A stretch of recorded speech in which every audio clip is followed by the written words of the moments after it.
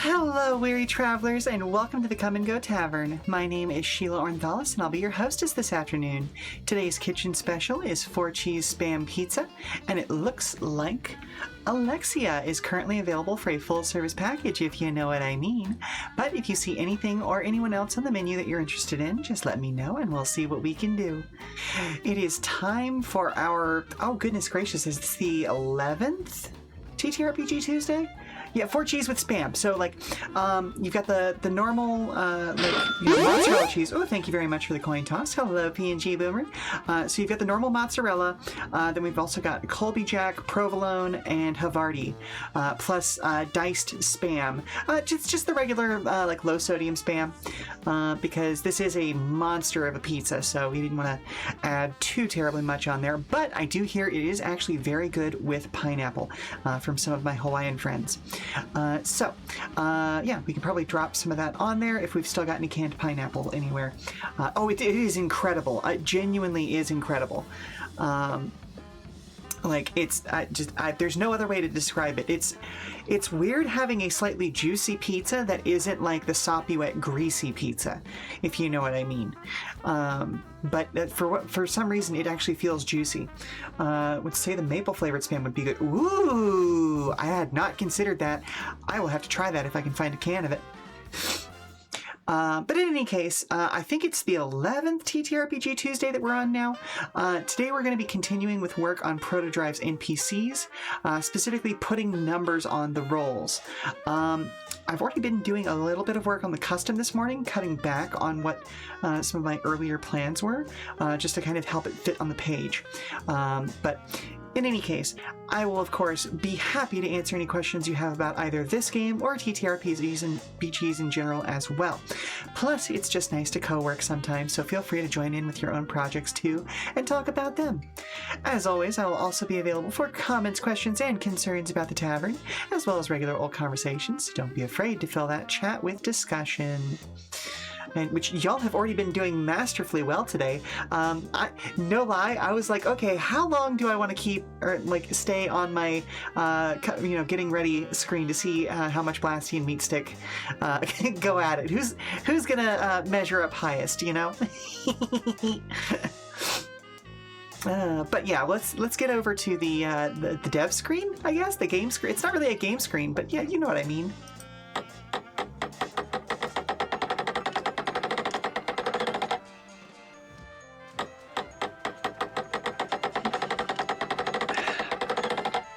Okay, so as I said, I kind of streamlined some things here because I was originally planning to give customs 7 optional features to make up for the fact that they can get up to 5, even just using the base building rules in the book.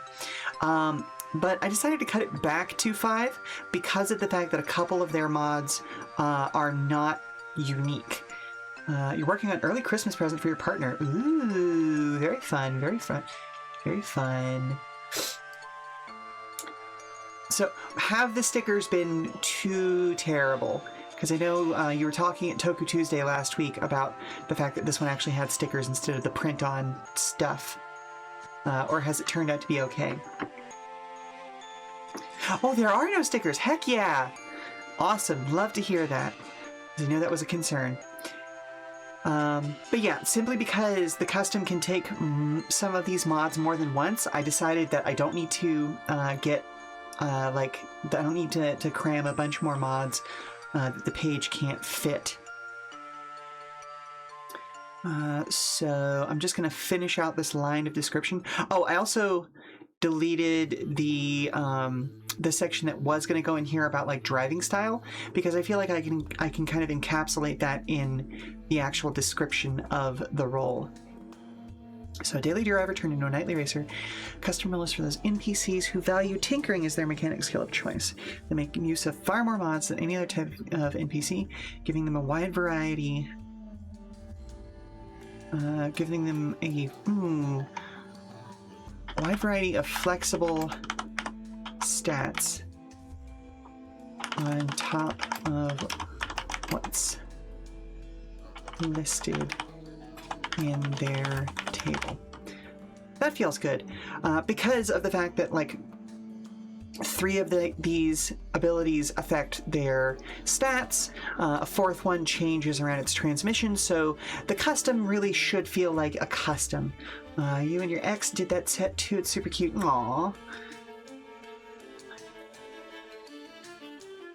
Alrighty, so there we go. Cool. I honestly feel like that means that this is done. So what I'm going to do is I am just going to make this easy on myself. And copy et pasta.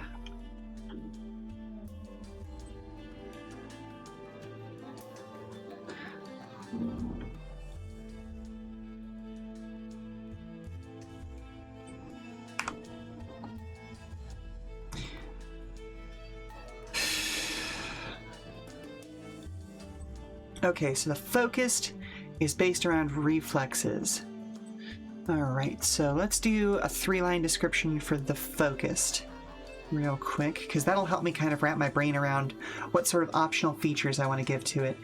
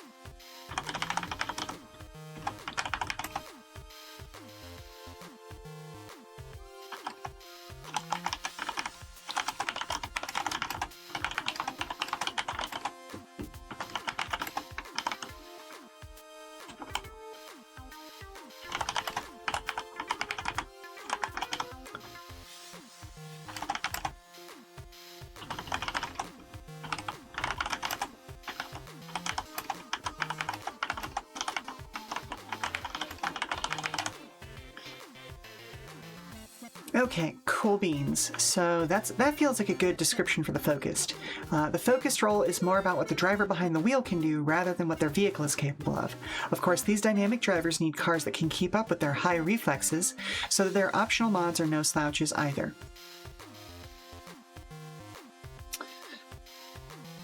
Alrighty. So they gain access to the soft pass action, and I do need to check which category that falls into real quick.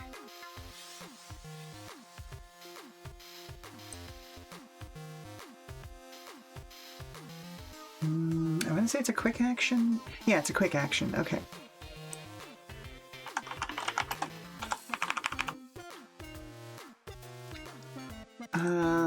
Let's call this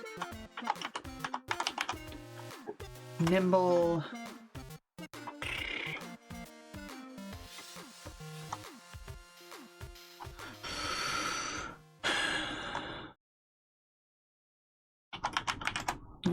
Lane control?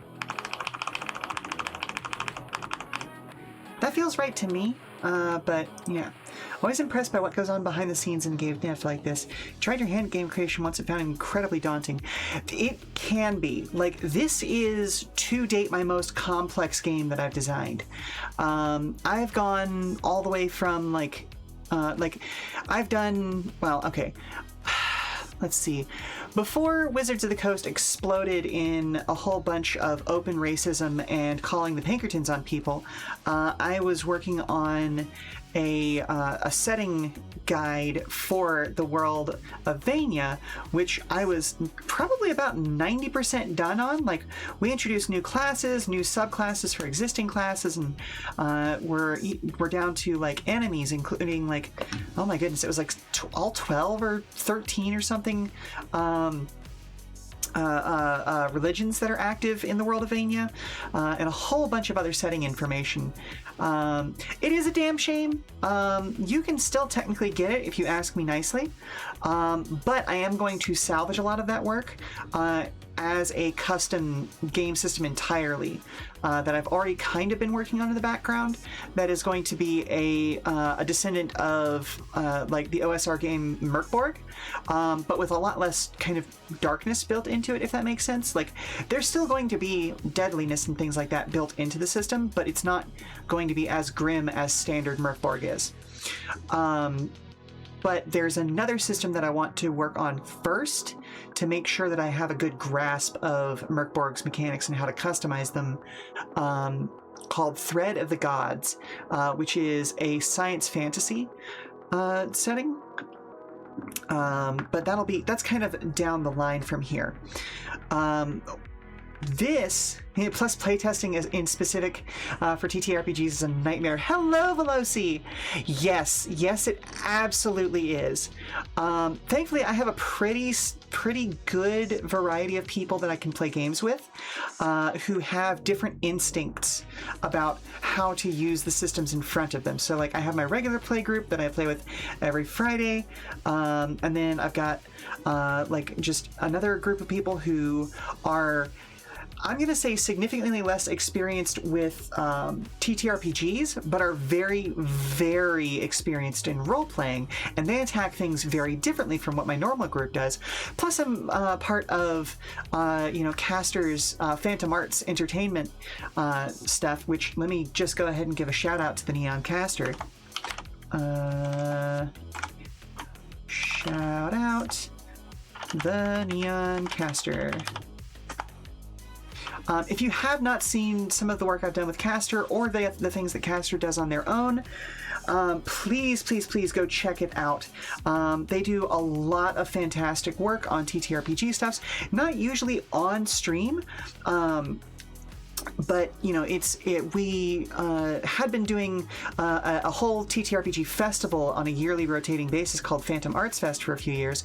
It didn't happen this year because of a whole bunch of life stuff that was going on, but we are still trying to plan some stuff behind the scenes before... I mean, at this point in the year, it's probably going to happen towards, like, spring of next year, but we'll see.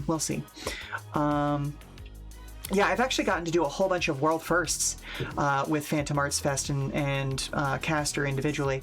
Like, we did... I know for a fact that we did the debut of Eat the Reich because we actually got access to the beta rules before anybody else while the Kickstarter was still running, and ran a session of that, which was fun as hell. I got to play a very French anarchist kind of person who's a vampire, and used a lot of, very, very big guns to kill a lot of Nazis, you know. That was a hell of a lot of fun, using just a terrible French accent the entire time. I'm fairly certain I got to GM the very first actual play of the Merkborg Descendant system, Death in Space. Like I said, I'm fairly certain I was the first one to do that. Because I couldn't find any evidence of anyone else getting to do it. And I'm also certain that I was the first person to do an actual play of Convictor Drive, which is a tokusatsu TTRPG that I ran as, like, oh, this is episode 12 of a TV series that everybody, like, the viewers are just dropping into randomly, kind of a thing. That was fun as hell. I loved doing all of those things. Plus, I played in a bunch of games over there. Probably... like, oh my goodness, like, oh goodness gracious, we did a campaign of Blades in the Dark set in kind of a 30 years in the future version of Blades in the Dark that I came up with that was very based around the old movie The Warriors, and then Caster is GMing something set in that same universe, but using the Spire system, which is fun as hell. We haven't quite gotten back to that after having to take a break, but we've got like 2 more episodes in the series. PNG Boomer says, I'm very new to OSR and decided to run it by running a game, or learn it by running a game. Yeah. Like, here's the thing. I say OSR, and I'm going to be a little bit of a TTRPG snob. I prefer the new SR, meaning NU SR. I prefer that term because of some of the baggage that comes with OSR. And on top of that, a lot of the stuff that I do is based around some of the like mindset that I got out of Merkborg, Cyborg, and Death in Space. Now, those are not the only OSR games that I've run in the past, but that kind of attitude of, like, especially Death in Space, I love both Mothership and Death in Space, but they do very different things. And the best way that I describe them is that Mothership is about living and working in a generally okay universe, but, you know, occasionally having a very, very bad day. Whereas Death in Space is about living in a universe that is dying and giving God the middle finger and saying, fuck you, I'm going to survive another day. And those are, like, it's so amazing how those systems lend themselves to those 2 different like thought sets. Totally understandable. You get your TTRPG from Goddess server, so you're very out of the loop. Hey, fair enough. I have gotten a little more quiet in Goddess server because there are a couple people in there that I don't have the energy to argue with, because ultimately we're arguing over games, and it is what it is. Absolutely love Gata and most of the people in that server. And I shouldn't even say that way. Like, I don't hold anything personal against the people that I don't agree about, because we don't agree about games, for crying out loud. Like, it's so silly. But, you know, like, there's that moment of like, I like this thing. Here's why you're wrong. Okay. And like, I don't have the energy for that. I'm just gonna keep plugging away at my silly numbers, because as I responded on somebody's Blue Sky post the other day, I am in fact a math pervert, apparently. Like, this is not a thing that I expected about myself, but here we are. Okay, so let's see. But yeah, the one blessing about how much complexity there is in this system is that I can borrow a decent chunk of it from Lancer. Not all of it, obviously, because that would be, you know, intellectually dishonest, and we ain't playing that game. But, you know, I can take a look at Lancer's structure and do that, because we are using Massive Press's license here. Like, Lancer was the original inspiration behind this game, and though we've diverged from it pretty significantly, I still reference them as much as I possibly can, both in like the copyright page and stuff like that, because it's a fairly well written game, especially the crunchier sections. We are trying to introduce a little bit better of role-playing systems than them, but I don't know, the role-play in this game in particular is so freeform that, like, I almost feel bad putting dice on it sometimes, you know? But I have introduced a couple of systems to sort of mechanically reward people for creating drama. That, like, in particular, the drama tokens. That, like, oh, you have done something that raises the stakes in this scene, so you're going to get a drama token that you can you know, turn in later for bonus dice on things, or even like at like the highest level, they can change the weather at a dramatic moment, kind of a thing. Like, you know, like, oh, we're in the middle of a race and you know, 2 people are battling it out. Perfect time to like suddenly bring in a thunderstorm that just rolls in and causes additional danger on the track, that sort of a thing. It's fun as hell, you know? Okay, so I'm not messing with stats yet.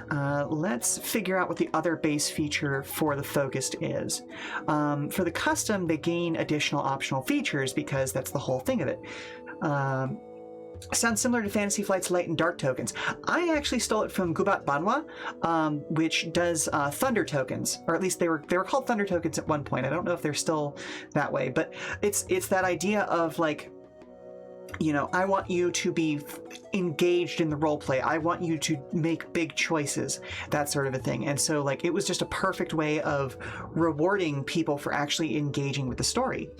And like it was partly as a way of rewarding and kind of drawing out those role-playing instincts in people who focus on crunch, because one of the games that I grew up with, VTM, Vampire the Masquerade, you don't have to ask the people who are playing that to role-play. Like, that's the whole reason why we're there. You love when different systems have similar mechanics, to be honest. Yeah, exactly. And like, there's a reason why a lot of these mechanics show up time and again, because, well, they work. Like, and that's like with all forms of art, you know, TTRPG designers, we're all stealing from each other, but like we all make reference back to each other to make sure that like, hey, you know, I got this idea from here. Maybe you should check out their full system, see if there's something else you like from their system, even if it didn't work for me. That sort of a thing. So yeah. Plus, from the player side, it's just useful to have like, oh, I know how this system works for the most part. Like it's a good onboarding feature. You know what I mean? Okay, let's take a look. Okay, so focused. We are focused on... Ooh, I am going to say that they gain +1 accuracy, and I am going to switch this out for the accuracy symbol on all control checks.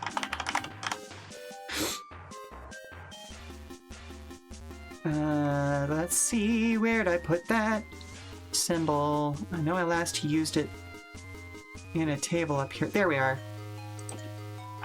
Doot.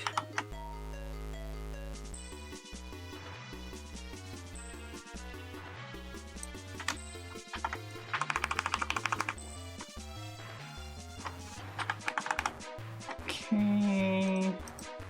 You are size 9 now. And you do not need to be bold. You're obsessed with the dice steps that Fantasy Flight does. So like when you get more levels in a skill, you move up to the next dice in succession. It's really interesting to you. Yes! Woke up in the middle of your sleep cycle, but lurking while you try to go back to bed. Fair enough. Good luck with design. I'll see you in the morning. Hey, fair, Circuit. Thank you for lurking. And yes, those sorts of stepping up dice is definitely something I have my eye on for another system in the future. Oh, goodness gracious. There is yet another system that I have waiting in the wings that I need to get off my ass and finish the maps for the first dungeon in.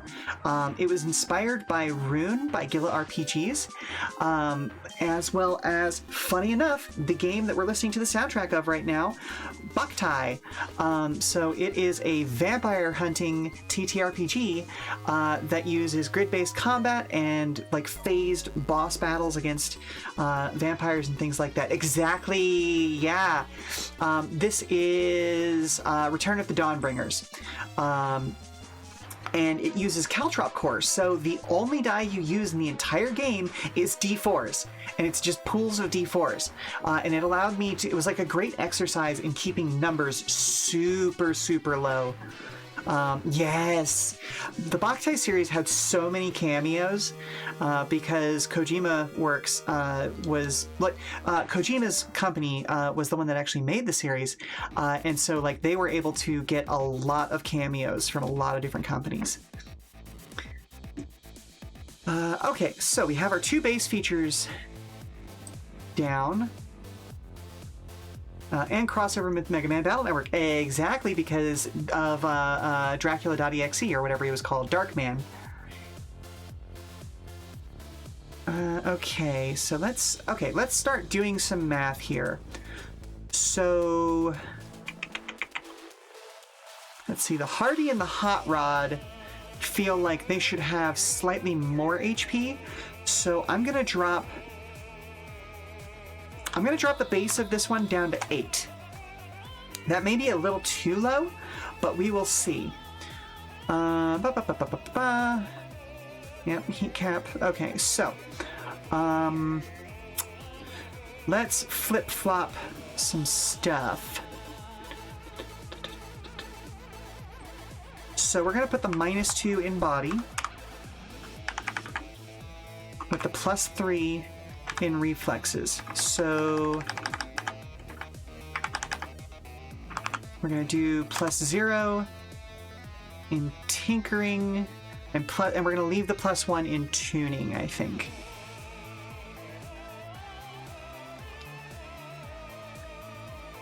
Oh, actually, hang on. Let me double check what tuning relates to,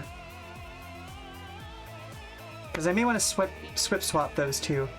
The +1 in tinkering doesn't really do anything here, so I don't need to worry about that. But I want to make sure that I'm doing what I need to be doing here with these stats.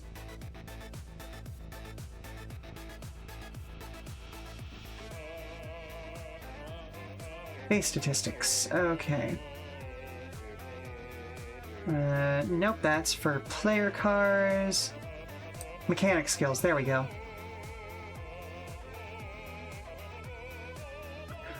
Okay, so tuning has to do with the heat cap. Okay.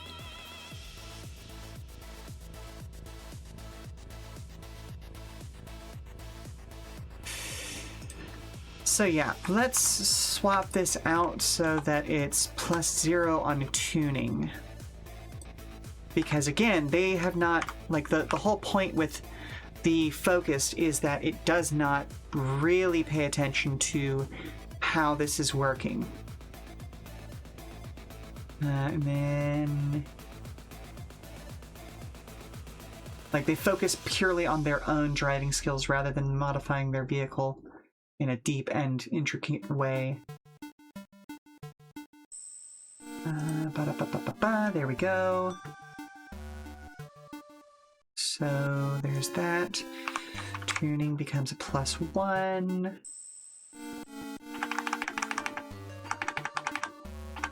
Reflexes will become a +4.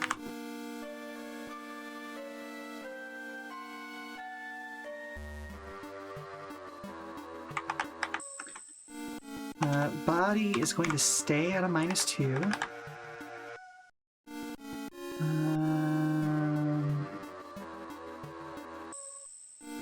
And tinkering is going to become a +2. Hello, Caster! Work done? Dinner ate? Time to co-work. You been good? Yeah, I've been good. I actually gave you a shout out a little bit earlier because we were talking about all the amazing things we've gotten up to over on Phantom Arts Fest and just TTRPGs in general with you. Inspired by the Screaming Rain Frog as a barbarian. Oh, hang on. Let's go back and take a look. Last night, currently bandying about ideas for an adventure for PF2E, doing a party of frogs versus evil herons, inspired by the Screaming Rain Frog as a barbarian. Nice! That's fun as hell. I almost want there to be a glass frog that is either like a really powerful mage, i.e. glass cannon, or make the glass frog like a cleric or something, you know? But, you know, that's me just, like, spinning ideas out. Glass Frog Swashbuckler. Ooh, that could be a lot of fun, too. Okay, so body is going to stay at a -2 pretty much the entire time. Reflexes becomes a +6 at that level. Tinkering becomes a +3. +3, I said. Tuning is just going to stay a +1. Okay. So that means that the heat cap is going to climb to 13. HP is going to stay at 8 across the board.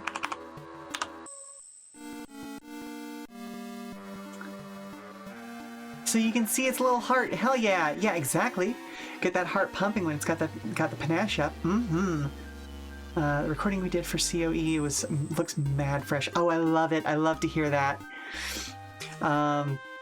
Oh, you'll also laugh when, again, like, just like watching that first, kind of like, I'm gonna call it a daily, even though it's not like a daily, you know what I mean? But like that's the term that pops in my head as a filmmaker. Actually, why am I explaining this to you? You know what I mean by that. You work for various film companies and/or television companies. So yeah, no, like I was just like, ugh, I need to work on my audio that I haven't touched since I changed my office around. So I've got like I realized that I had a whole bunch of moving blankets that we bought for moving furniture around. I went ahead and hung one of those behind where my desk is now. I've been messing with my filters and stuff like that. And there's still some other stuff I want to do about like microphone positioning and things like that. Because right now it's, I would say, about 24 inches away from my face. And I know I lose a lot of warmth because of that distance. But yeah, it was looking fantastic, and everybody else sounded great. And I don't know, maybe I'm being a little too harsh on myself because, like, I can judge myself, you know what I mean? Does that make sense? I don't know.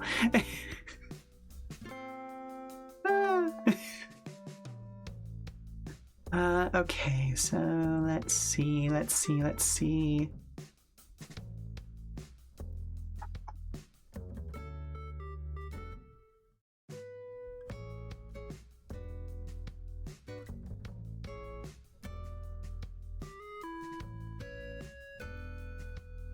Yeah, I'm extremely excited for those episodes to come out. And the discussion that was happening over in your server about like different card stats. Oh, you hear me? Sorry for a little stream delay. No, it's okay. It's okay. I mean, you're on the other side of an ocean. These things happen, you know.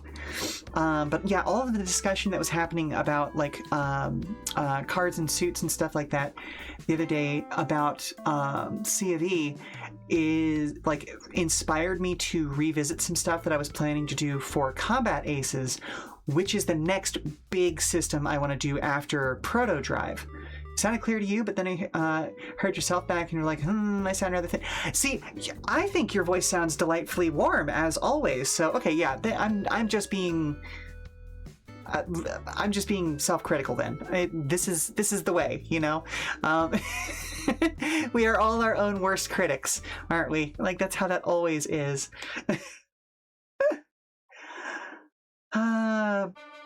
But yeah, Combat Aces is, if the name did not give it away, based like inspired heavily by Ace Combat, as well as an old manga called Area 88, which is all about a mercenary air force. And so like because of how tied into like, you know, Air Force life and, you know, the term ace being your best pilot, I'd always planned for it to use a 52 card deck.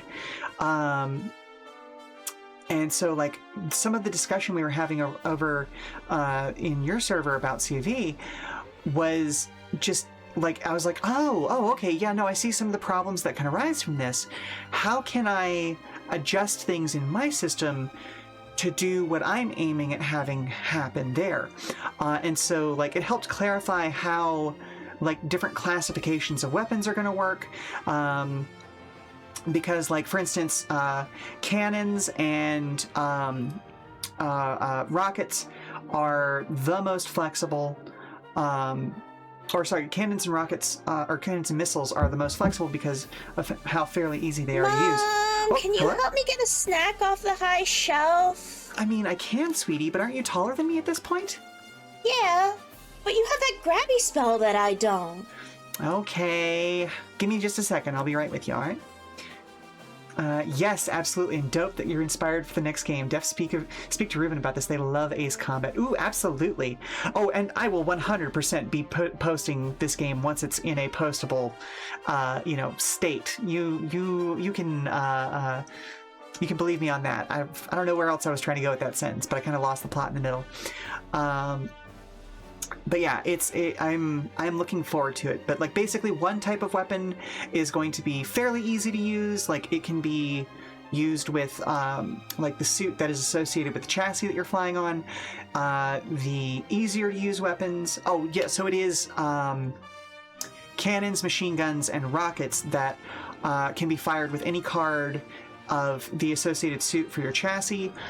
Missiles are easier to get lock-ons with, so they can either be fired with the suit for your chassis or a suit of that missile's type. And then bombs require a specific number to drop accurately. So it's got both horizontal and vertical like targeting. It was just the way I've been thinking about it, because like the easiest stuff is suits. You just got to play a card of the appropriate suit and hit a target number. But then like the difficult, most damaging weapons, you have to hit a specific number. They will hit, even if it's like a 3. It's guaranteed to hit, but you have to play a 3 kind of a thing. And then I've got an additional mechanic on top of that referred to as the upper hand effect, where if you specifically match the exact card, you get, that's our critical effect. But yeah, we'll talk. I'm sure I'm going to talk about that more. I've been working on it for the last couple of days. But for now, I'm going to go help Dare get a snack and probably get one myself, honestly, because, well, I mean, like, I just had breakfast, but I don't know. We'll figure it out on the way to the kitchen. So we'll be back in 5 minutes. I'm going to play an ad while we're away, and I hope to see you all on the other side. Alrighty, I think we finally exhausted all the candy from Halloween, so what do you want today?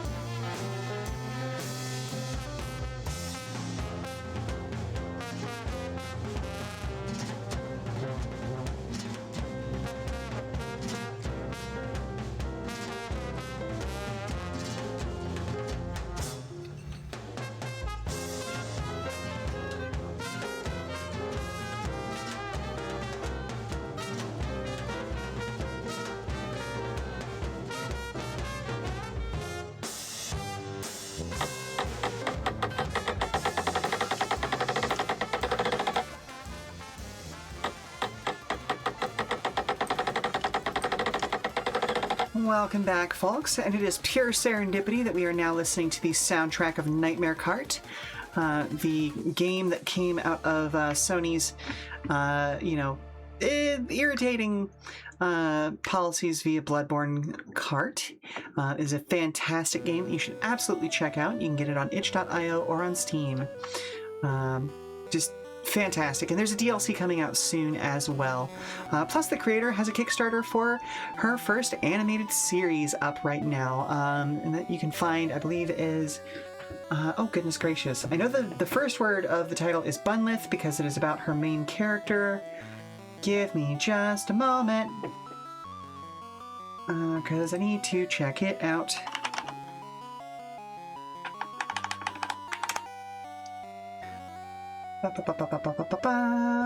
What is it? I just backed it like 2 days ago. Oh, just Bunlith the animated series. So check that out if you are interested in that sort of PSX era style animation. Okay, so... and serendipitous that we were talking about snack time, and the automated message for this hour is, of course, our food menu, which you can go and find at comeandgotavern.card.co. And yes, legitimately, we do have a menu up there. So, like, that's not just me fishing you for clicks, you know?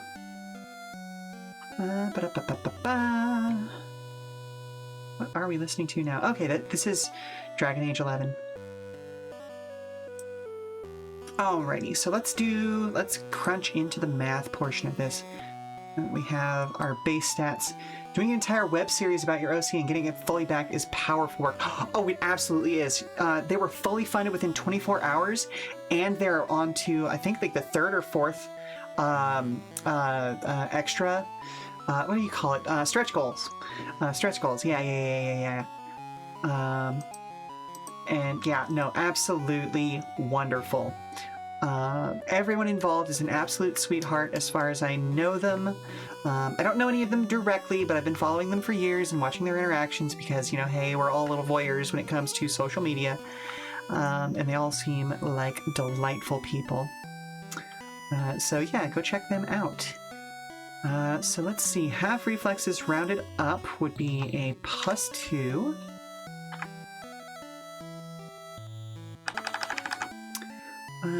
Weight class. Ooh, we didn't establish a weight class for this one. I'm gonna go with a -1 because that makes sense for this, since this is kind of the, like, this person would be the agile car. So that makes sense to me. That's not what I wanted at all. That's the one I wanted. So we've got a -1 in there. Oh, what would their steering bonus be? I think we said that steering bonus of a -2 would be our standard here. Excuse me.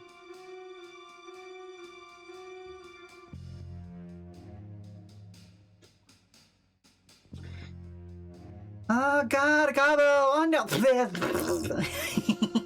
Fair enough, Wheeler. Thank you very much for the hydration, and how are you today?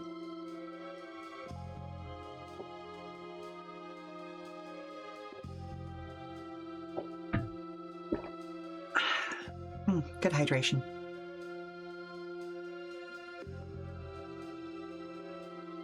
Oh, wait a minute. I know what I can... just chillin', hit some Vietnamese restaurants. Ooh, very fun, very fun. Let's see. Let's take a look at the basic steering for a Murakami car. Let's see, was it the Chujitsu that we did as our base car there? No, it was the Odoru. Yeah, it's the Odoru. Okay. So what is your base steering system?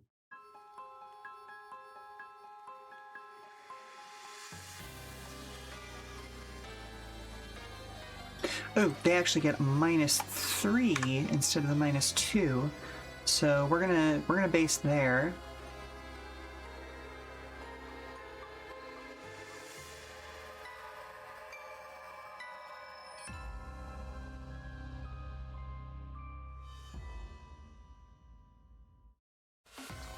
Oh, actually, hang on a second.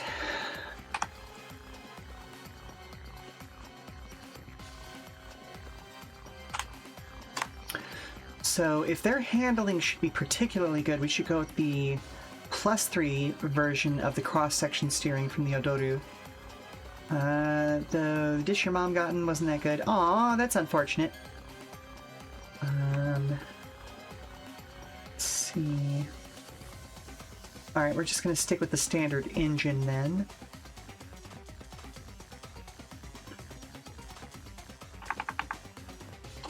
So we've got a +2. That would be a +1. -3.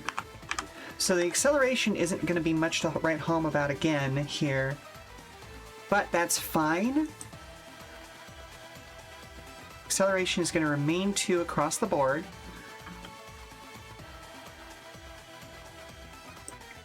Handling is where they are going to be monsters. Because we now have a +3 there. +2, plus a -1 here. And do the Odoru have any specific tires? They do not, so I'm going to leave that as the base of a +3. Which means that we have +2, +1, +3, and then +3. So, woof! They actually have a handling of +9. That is monstrous. You are not going to be able to kick them off the road whatsoever.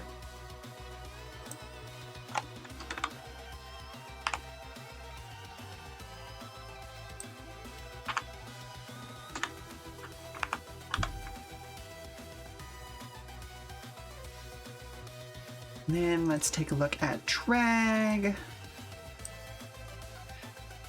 Half body rounded up would still be 0. A brakes bonus, I don't think they had any. Oh, they do have brakes. Okay, so they'll get a brakes bonus of 1, and then we are going to leave the tire bonus as it is.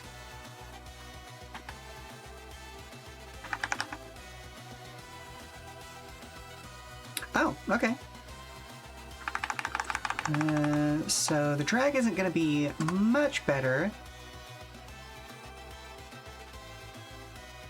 So it's going to essentially stay the same as what was shown for the custom. Wait a minute. Oh no, I've been modifying the wrong stats. Oh shit. So... Uh-oh. Dude.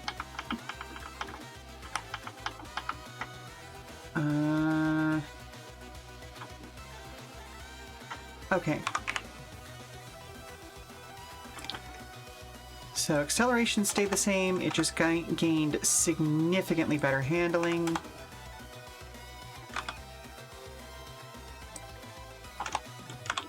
And that handling actually should improve across the whole thing.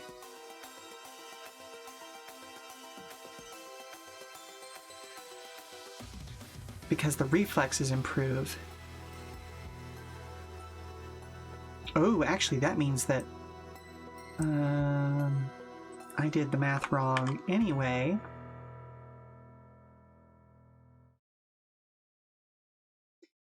Because they have reflexes 3 as their base. So their base should actually be a +10. Oh my goodness, they are going to be masters of control checks here.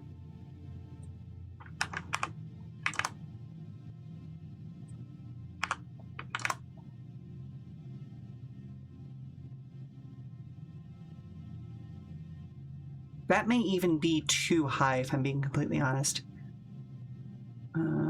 Because that would make that +11, and then plus... My goodness gracious. 6, 7... Then, yeah, +12. No, that can't be right. So we start as a +3, we go to a +4. That'd be 4, 5, maybe that'd be 11. And it's 6, 7. Oh, yeah, I'm one off. It's 13. Doy. Yeah, that may even be too high. I may want to flip their steering bonus to give them slightly better acceleration. But worse handling.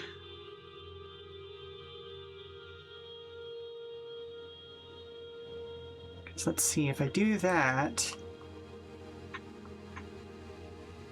Why does it keep bumping me back up there? So if I flip them to their worse steering, that allows them to accelerate a little bit better. That makes this... that brings it down to essentially a +4, because that cancels things out. And +4 is still nothing to snub your nose at, but I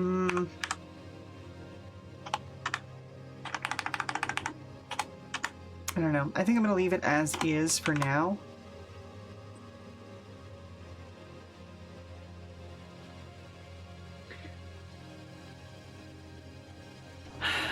Because the players can still, like, that's not... Okay.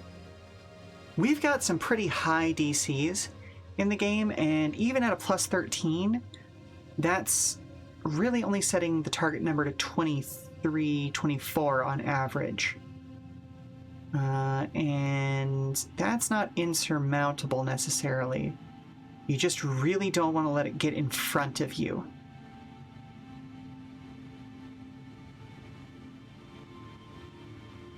So drag... I do need to edit that because I was looking at the wrong body score. So...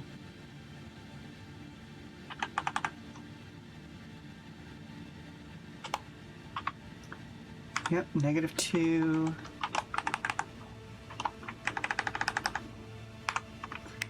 +1, +3 is going to mean that your drag is actually significantly less, which means they can accelerate more.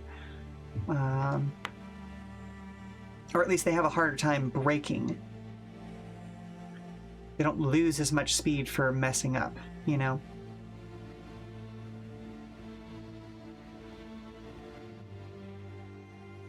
Yeah, that should just be a +2 there.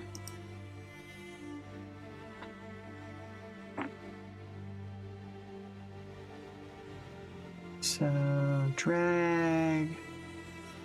And that's going to stay the same across the board for them. Because their body doesn't change throughout the entire thing. So, okay, cool. And then we have fuel mix. This is the one that would be affected by tuning. So tuning at the base level is +0.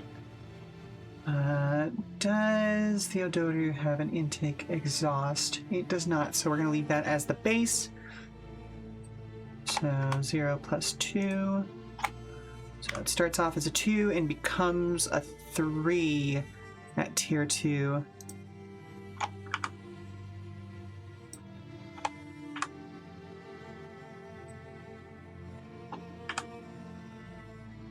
So still not a huge bonus, but yeah.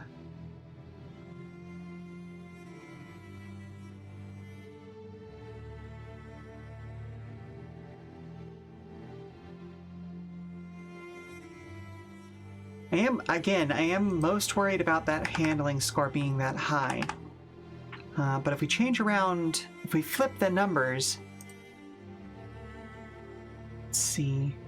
So if we turn that into a -3, that becomes a +3. So 3, 6, 8 acceleration.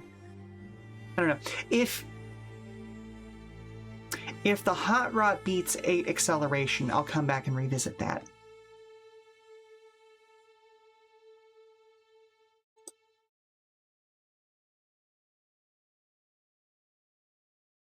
Yeah, that's what I'll do. So I'm also going to go ahead and make a note of whose math this is so that I can adjust it later if need be.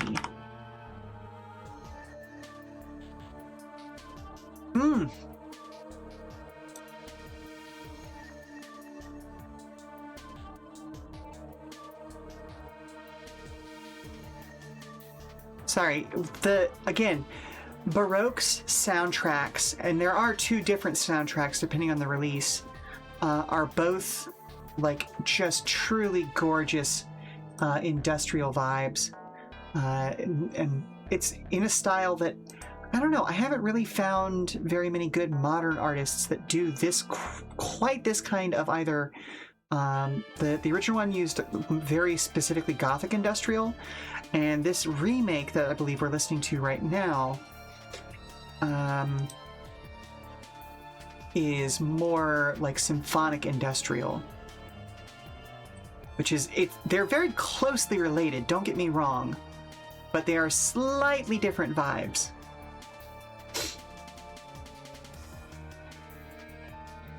Yeah, this is from 2007, so this is definitely the remake.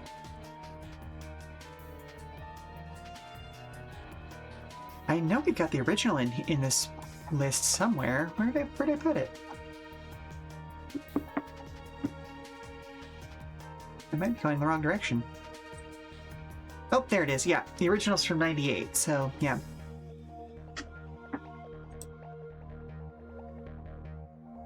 And this is the focused. So let's take a look at the manual transmission. So we'll start from what the Odoru has and adjust from there.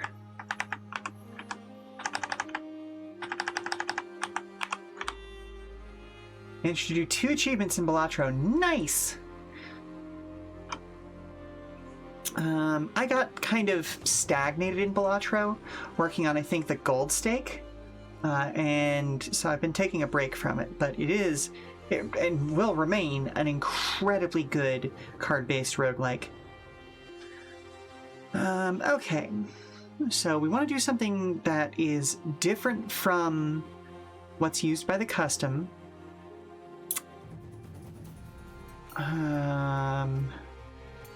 If we can hit a maximum of 15 speed, that would be great. So let's try this out. This way we have a little bit of overlap. Oh, no, that's not what I meant. 0, 1, 2, 3, 2, 3, 4, 5, 4, 5, 6, 7. Oh.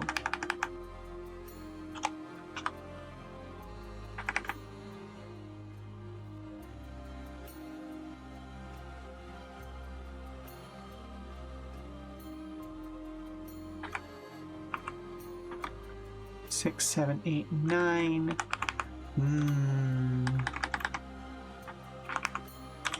So if we want to stick with strictly 4 speeds per gear, that would only get us up to speed 12, which doesn't work out here. 6, 7, 2, 3, 4. Okay, so... Oh, at the 3rd gear it jumps up to 5. So we could do 4, 5, 6, 7, 8. And then 7, 8, 9, 10, 11. 10, 11, 12, 13, 14. Okay. Gives us the same distance as the custom. I'm not exactly a fan of that. I want there to be a little bit more there.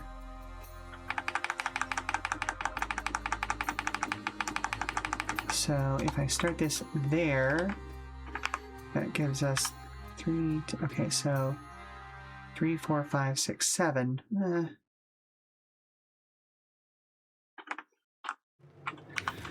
What the? No, go back over here, thank you.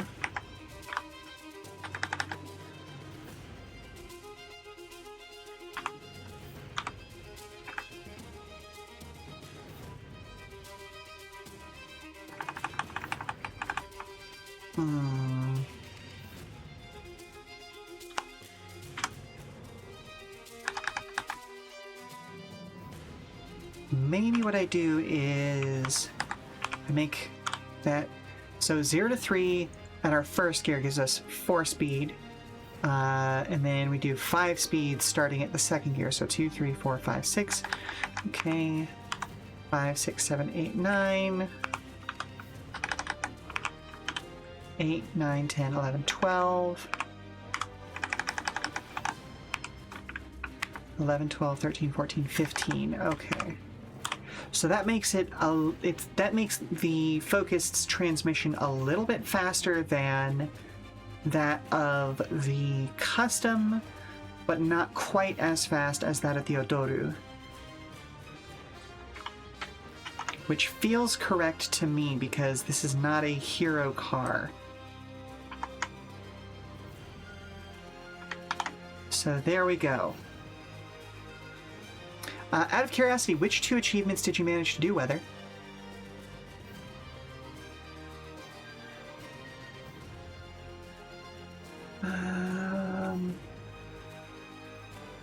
Ooh, but you know what I could do? I could do a name brand transmission. Replace the NPC's transmission with manual, and then drop in the actual stat line for the traffic friendly transmission from the Odoru. So it's an anti-hero car. Wears a mask and has complicated feelings about a childhood friend. Hey, you know what? I mean, listen, those like, okay, do you remember, maybe this was just an American, like a US-y Southern thing, but like, we back in the 90s and 80s used to use these things called car bras, which were like soft things that you would put on the front of your car that didn't get in the way of the headlights, but like, could be taken off and washed easily because of how much bug problems we had for a while. I don't know if those were really done anywhere else, but it definitely looked like a Batman-style, like, soft leather mask with the headlights poking through, like, the eyes. It was very, very funny. Very anthropomorphic, you know? Okay, so I'm gonna do that. Let's do 6 to 10. 9 to 13, and then 12 to 16. That puts it in line with what the Odoru's actual transmission is. Racer X, the car. Definitely not heard of that. Look them up. Oh, please look them up, because like, especially when you see it on some of those really, really stylish like 80s and 90s cars, you'll see exactly what I'm talking about. That is the anti-hero car. 3, 4, 5, 6, 7.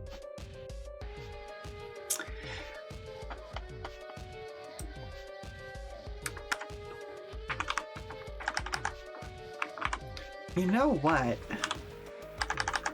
Let's actually do this. So 7, 8, 9, 10, 11. Yep. 10, 11, 12, 13, 14. 13, 14, 15, 16, 17. Yeah!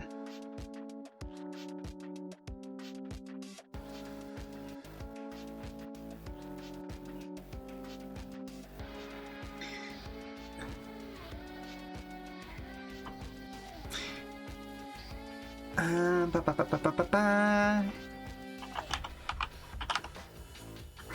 We'll call this reinforced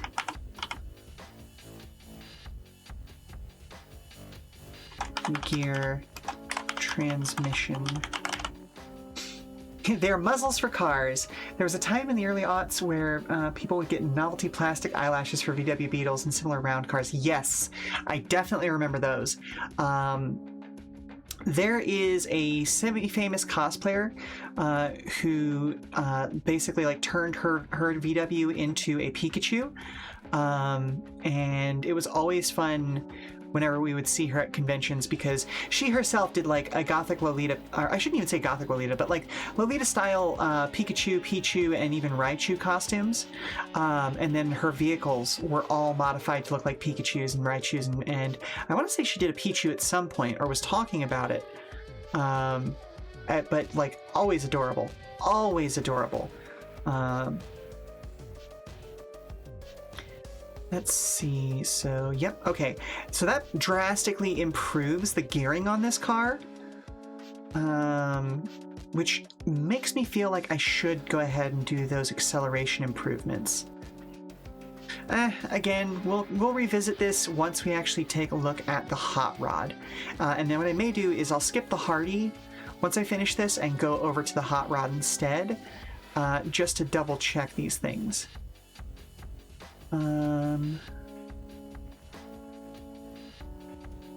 Okay, so let's, you know what, let's change the name for improved acceleration. Let's call it tightened throttle.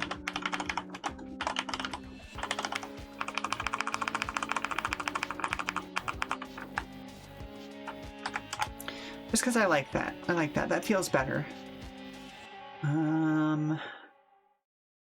Oh, thank you very much for the posture check. I was starting to slouch. Okay.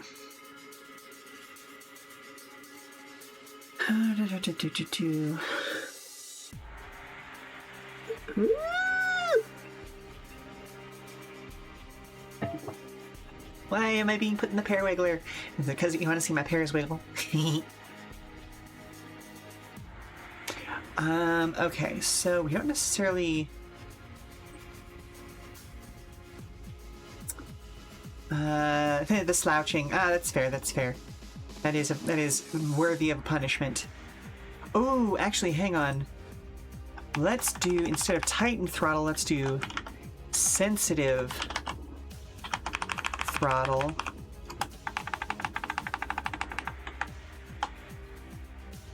Sensitive, no, sensitive. And then tightened steering.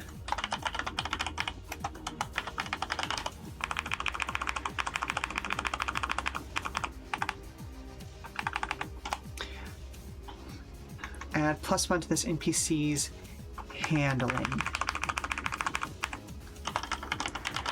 Okay, so even just with that, I think I just justified doing the numbers flip for acceleration and handling.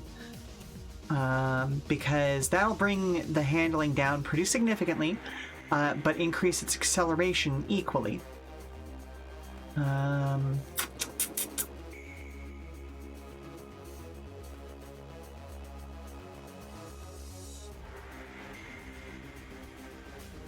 So I'll mess with that in a second. Let's see.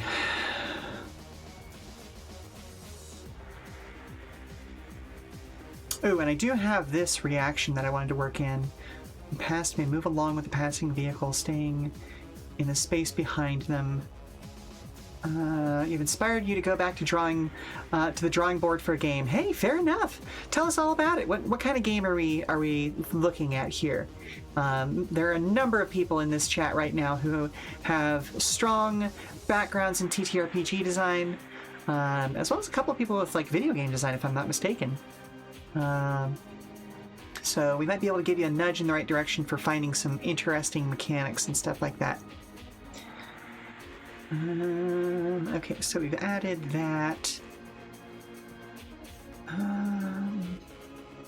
Oh, what does... Oh, I need to remind myself what fuel mix contributes to.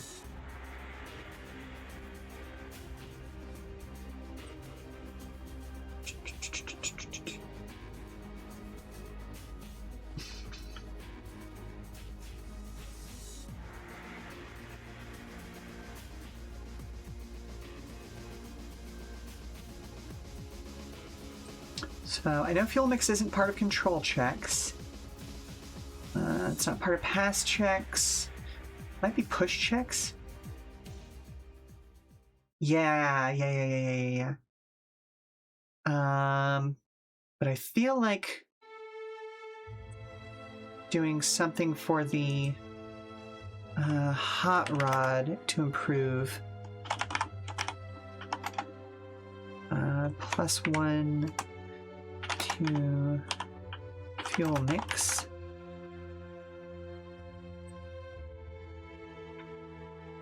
That makes sense there.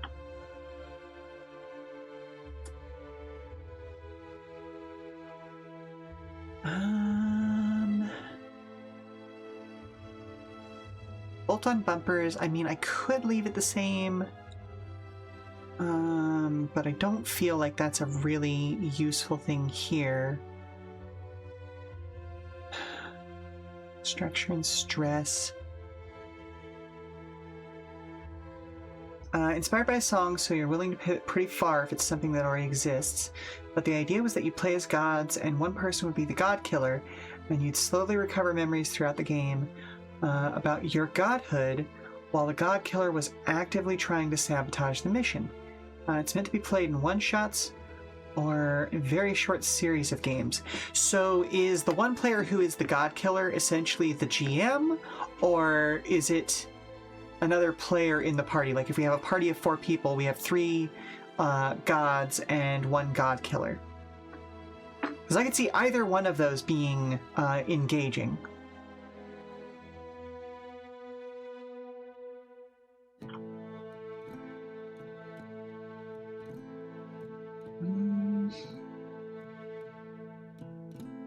Let's see. I think it makes more sense for the GM to be the god killer, honestly. Hey, fair enough.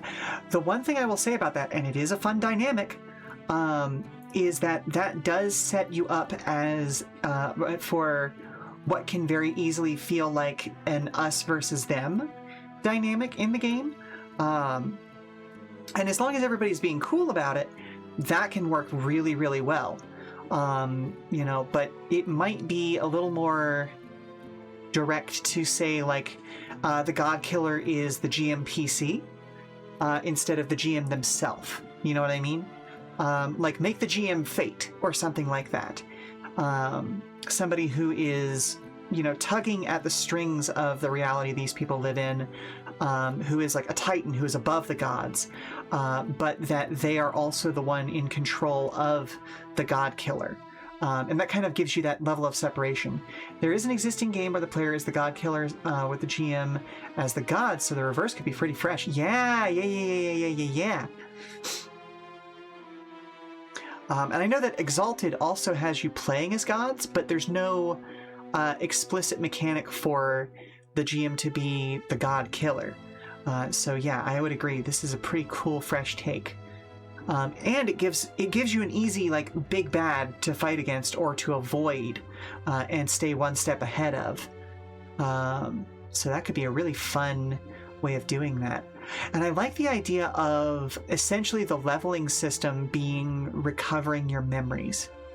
Like that's like you have a divine revelation upon completing certain tasks within the world, sort of a thing. And I would definitely tie it to specific tasks instead of an actual, like, XP system, because, like, if you're trying to recover your godhood, essentially, that involves, like, you know, doing things that are worthy of worship, reminding people why you were a god in the first place, that kind of a thing.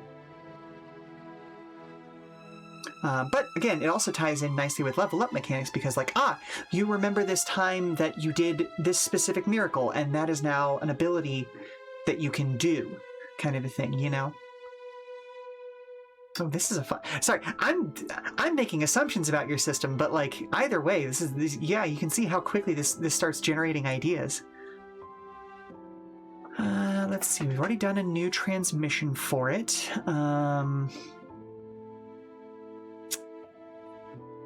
Ooh, okay, so let's do a reaction. We've already got one thing on this, but I like the idea of having a couple of reactions on this one.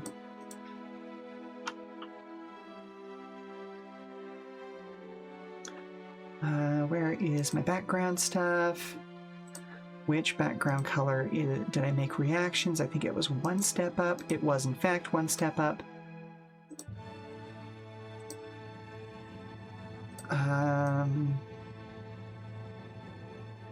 So we've already got nimble lane control. Let's do... Whoa, this is a fun song. It's very drunk. God's inscriptions stuff is good. The first pass of this one had one player as the God Killer and the GM as an arbiter, so you're liking these ideas a lot. Hey, fair enough. And like, that's the thing. If you wanted to make one player the God Killer, that's almost like there's a different dynamic in play there, because what's the reason that the God Killer is working with these gods? Like, my reflex is to do them as a GMPC instead of a player character, but you can tell a very valuable story if that's what you want to aim for, about like, why is this God Killer working with gods? But again, it's one of those things that, like, I forget who said it recently, but like there was a thing about like every decision you make in game design needs to be on purpose, going around again on Blue Sky recently, and like it reminded me that sometimes people just do things in game design, and that, like, why? And I don't know, maybe it's just because of my background in theater and dance and entertainment is just like, no, I'm not just gonna I don't make a random choice. I might try something out randomly, but like, you gotta, like, when you're designing stuff, you have to make choices. Oh, a secret God Killer. No one except the GM and the God Killer knows who it is, so they're all suspicious of each other. Yeah, that could be cool. The idea of a TTRPG Dead by Daylight where... Oh, hello? Hey, Mom! I'm having trouble with that dance move you showed me earlier. Okay, show me what you got, sweetie. Down and... Okay, I see what's going on. Give me just a moment and I'll come help you out. The idea of a TTRPG Dead by Daylight where the whole premise is one player trying to kill the others kind of whips. Oh yeah, absolutely it does. But again, it has to be like that's an active choice, and you have to then deal with the consequences of it, right? Need more TTRPGs that make a specific thematic point of PvP. Yes. Yes, yes, yes, yes, yes. That's actually one of the things, I'm going to keep coming back to this thing because I am excited for Combat Aces. That is one of the like specific things that gets called out in the system, because it's based around everybody in the party being mercenary pilots. So if things come to a specific head between characters in the roleplay aspect, those two characters might just end up in a duel in the skies. So there are specific rules set aside for PvP combat that differ from the standard combat rules. You think you write up both, to be honest, the GK being either a GMPC or a PC. Yeah, having multiple modes of play that are specifically explained within a rulebook is a great way of pulling in multiple audiences. And it gives people options for how the vibe is going to be set up. You played in a D&D game where one of the characters had a ring of hidden alignment, and we had no idea they were evil, and at the end he betrayed us and let us all die, and he took the loot. Oof!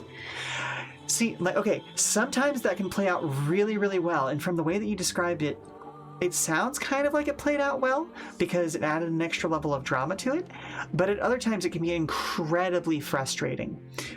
So it's very much one of those things that you need to kind of, I don't know, I tend to talk people through those sorts of choices these days, because I've run into enough situations where people stopped playing together because of stuff like that.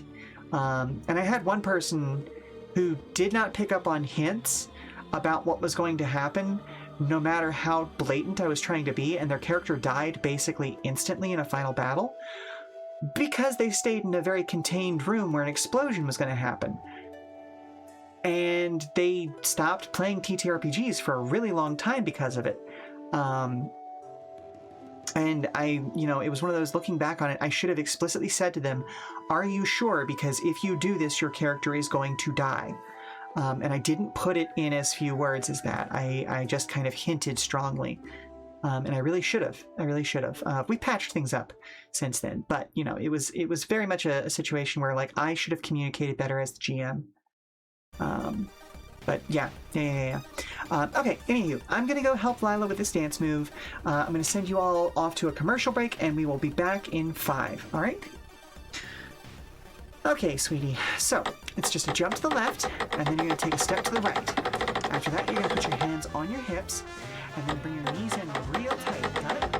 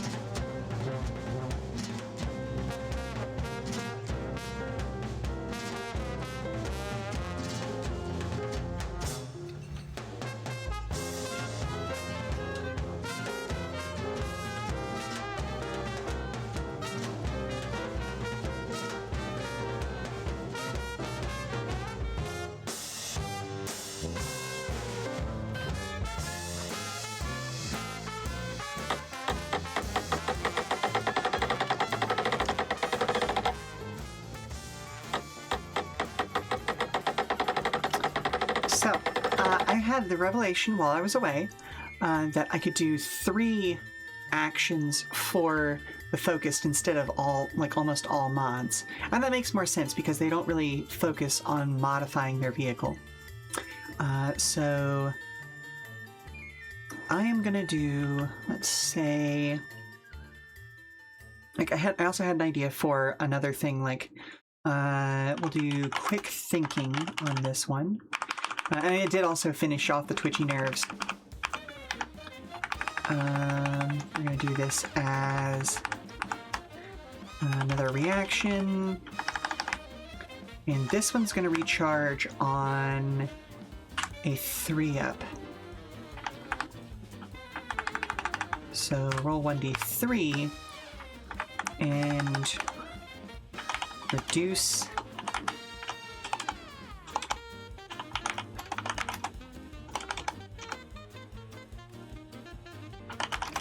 damage from a failed control check.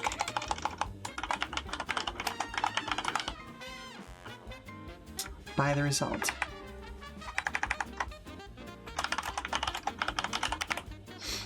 So this one's a little bit easier to recharge because it's not just a straight up heal. Although I think, you know what, let's go ahead and let's change mid lane repairs to recharging on a 4-up. So still not easy. It's a 50-50 chance on whether they'll be able to have access to that repair. But since this only prevents a D3 of damage, I wanted to make that easier to recharge. Twitchy Nerves recharges still on a 5-up, gives you an additional +1 accuracy on control checks. That is another reaction. And let's make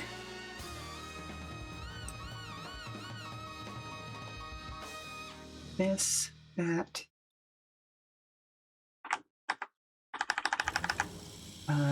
Okay, so we are going to use this.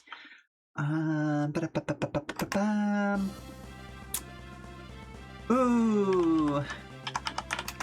We're going to do this as draft response. Just because, like, I like that reference of...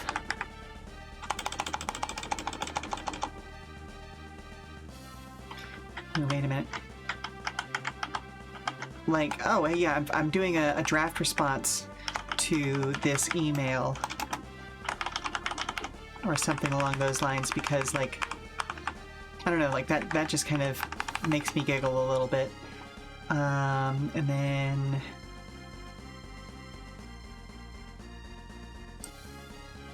do this as, again, a reaction. Trait. Ink. Recharge. And it recharges again on a 5-up.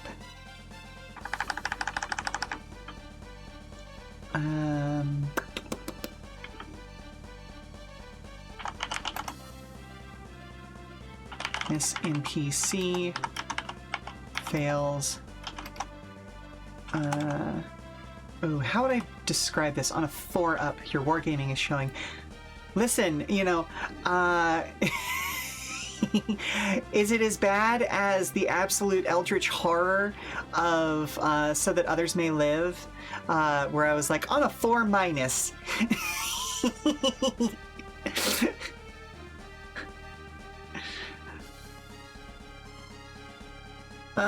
Just gonna make everybody feel bad about saying that out loud. Like, oh yeah, on a 5-up something, or on a 5+ something good happens. On a 4- something bad happens.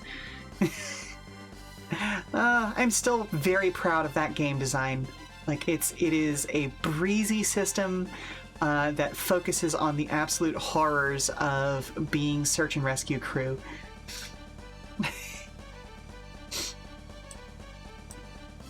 While still being fairly kind to the player characters, except that I make them all decide, or like I make the players decide how their lives get worse. It is a fun as hell system.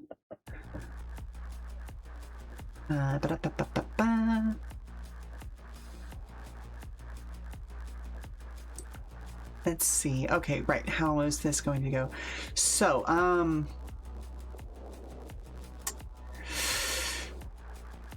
how do I want to describe this? because let's go take a look at how the pass check is described in full. Passing the car in front of you is an integral part of racing, but it always comes with a bit of risk. To make a pass check, both the character who caused the check and the one they're trying to pass roll 1d20 plus handling plus weight, accuracy, or difficulty. Weight, accuracy, and difficulty is rewarded based on your chassis weight modifier. If you have a positive weight modifier, you gain accuracy equal to the modifier. If you have a negative weight modifier, you gain difficulty equal to the modifier. If you have a weight modifier of 0, you do not gain accuracy or difficulty. Success is determined by whether the roll of the player who caused the pass check meets or beats the roll of the character they're trying to pass.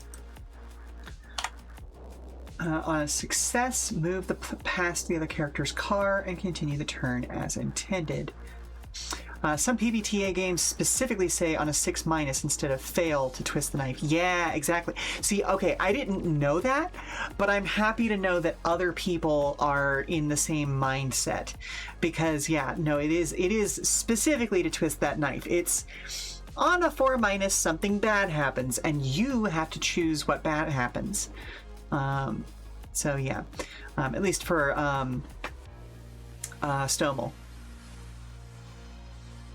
Which Stomel is so that others may live. Again, that's one of the games that I was a designer on. Let me just do TTRPGs. And you can find it right over there. So That Others May Live is a game of search and rescue that is setting agnostic. You can play it in your own setting. You can use one of the setting suggestions we've got in the back of the book. It is purely whatever you want to do there. And the entire system is, whenever you roll a 4- as part of a check, essentially, you have to answer a certain number of questions from your character type to answer, to talk about how the situation is getting worse. And it was inspired by my youth spent in an area that was racked by really terrible storms, like hurricanes, tornadoes. Goodness gracious, the number of weather events and the variety of weather events that I saw as a kid and a teenager was, if I told you, I saw hurricanes, and I saw tornadoes, and I saw flooding, and I saw dramatic lightning storms, including being less than 5 feet away from a lightning strike at one point, which was fucking terrifying, let me tell you. Seriously, some of the dirt was turned into glass. It was deafeningly loud. We even had an earthquake once or twice while I was there. Not a huge one, but, that was a real, knock in the teeth of, wait, we can get those here? And shocking nobody, this was in Florida. Because, yeah, of course it was. Of course Florida has all of that stuff. Oh yeah, and sinkholes. And, just, mudslides and drought conditions and, blah. So, the design for that game, yeah, it sounds like Florida. Yeah, it was Florida. It was, in fact, Florida. That game's design was inspired by a youth having to deal with living amongst all these natural disasters, and seeing the people who fight back against them, and try to save people's lives. So it's this weird mix of the game forcing you to make bad decisions to try and reach a good outcome, but also being kind of hopeful at the end of the day. You have family in Central Florida, so you're familiar with it. Yeah. So you'd probably enjoy this game, or at least you'd understand where its design comes from. Ooh, my favorite piece from the Inscription soundtrack, or one of my 2 favorite pieces, I should say. Okay.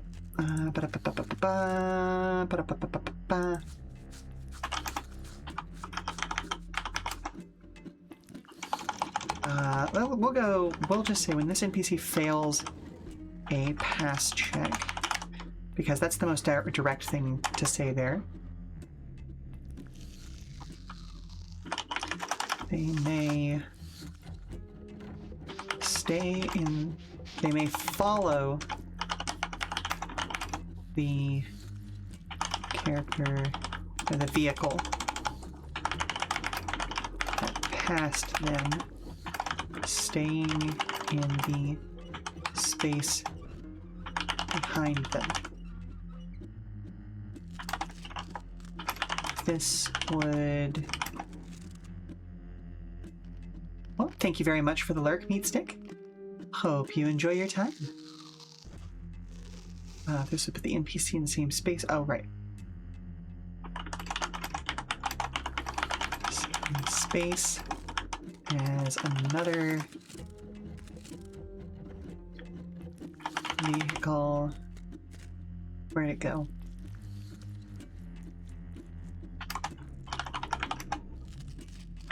Move them back. Move the NPC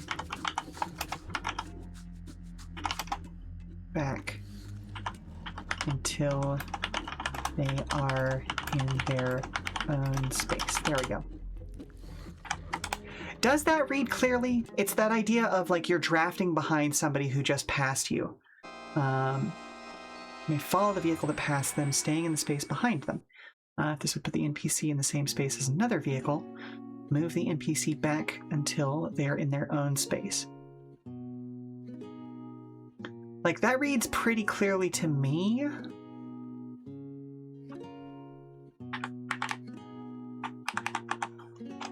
Character that seed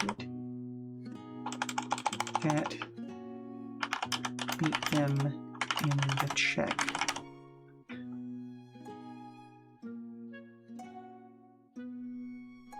Yeah, you get that wording. Okay, cool.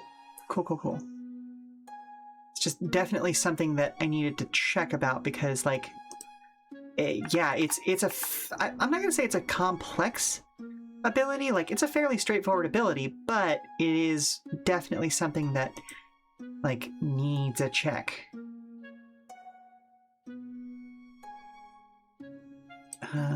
But that also means that I can now get rid of this note.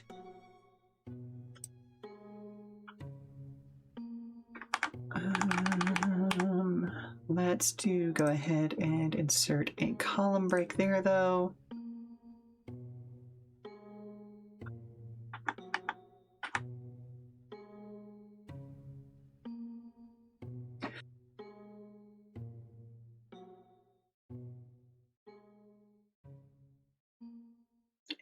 Cough.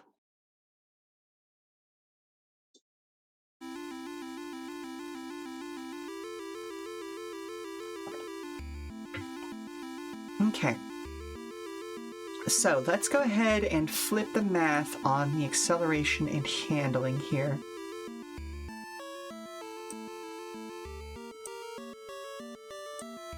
So let's flip that to a -3.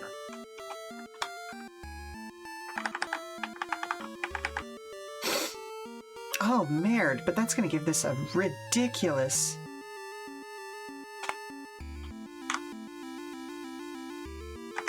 acceleration. So let's leave it as a -2 then, instead of bringing it up to a 3. So that's going to be 3. So that's still going to be 7 acceleration, though. Woof.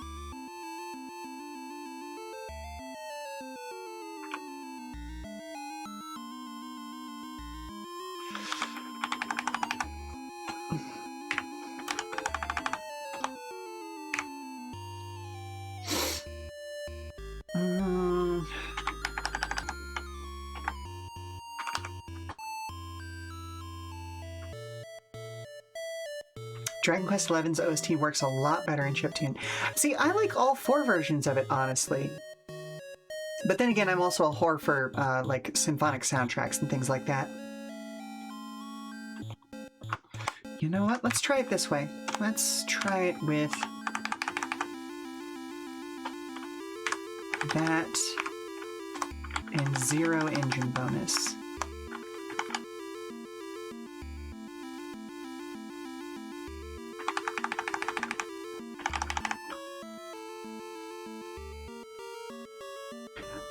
You had put the initial release down because the MIDI version was getting under your skin. Oh, okay, that's fair, that's fair.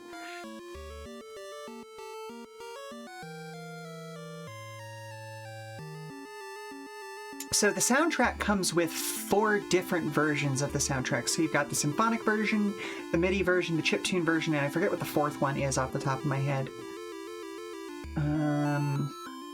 See, this is making me look back at how low the customs acceleration is. I'm thinking I might need to boost that by 1.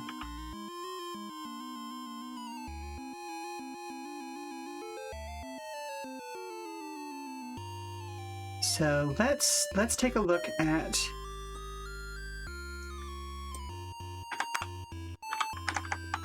that, and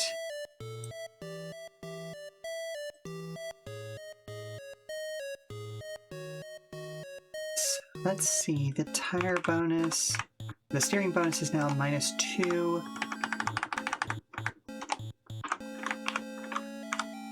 So we got 4, 7, so that's okay. That puts us at a +5, which is still respectable as far as handling goes. That makes sense. The original PS4 release had the MIDI OST only, and when they did updated releases, they were full separate purchases. Yeah, okay. Yeah, I would say the Switch version of it is probably the most like detailed version because of the fact that it's like the definitive edition that comes with all of the different gubbins.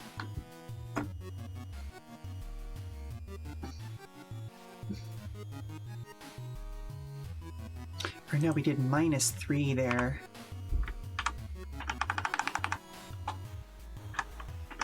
So that ends up being a +4 instead for handling. That might be a little too extreme then.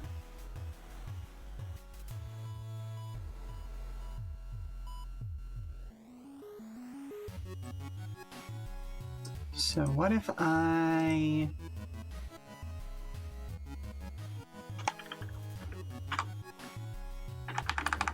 do this? That brings its acceleration down to 5, which is a little bit lower than I would like it to be. But this also isn't supposed to be the hot rod.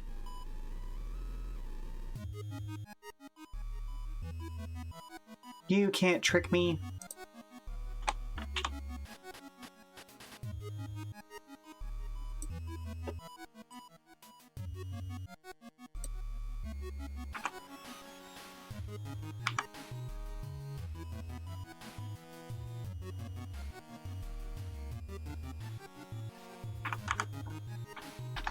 But that brings its handling up to a +5. So if it's got acceleration 5, handling 5, and then can modify its handling using mods, that I feel a little bit better about.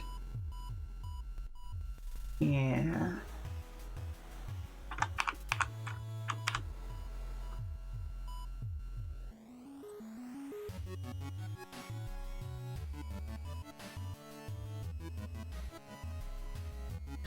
Because then what we're looking at tier 3 is a handling of 8, which definitely feels like a tier 3 thing. I didn't want to buy the game again at the time, so it's probably mad cheap now. I would imagine so. I mean, like, Nintendo stuff rarely goes on sale, but I'm sure you could find it for fairly cheap somewhere since it is a Switch game. But don't wait too long, because otherwise then it becomes a vintage game, you know what I mean?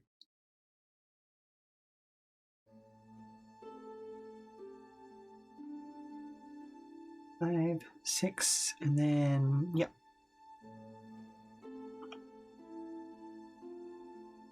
Okay, so let's go back and take another look at the acceleration on this. So that's our standard.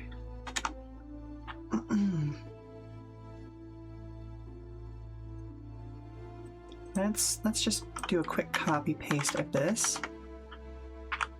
And we'll make this, we'll just label this as the custom.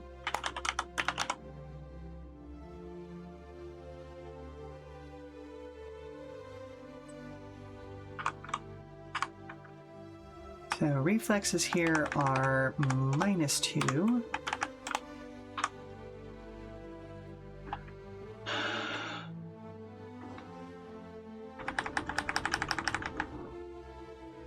And then weight is 0. So, okay, we're basically only gaining anything here from the engine bonus. It's a custom, so deviating on both the engine and the steering makes sense. So let's give it a slightly stronger engine and slightly improved steering for better acceleration. So that gives us that and that, which ends up being an acceleration of 4. Okay, that feels a little bit better to me.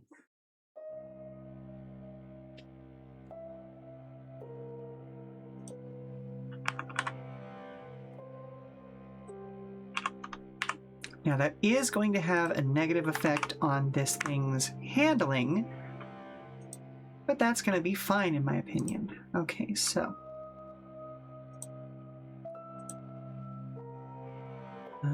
let's see, we gave...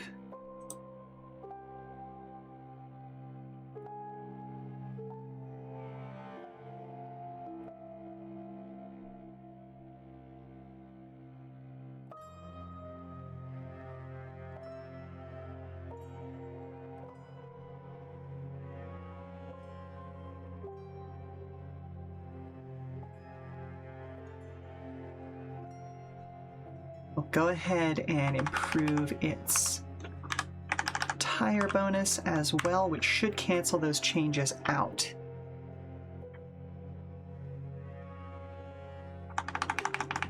So, oh, I just realized what I was doing.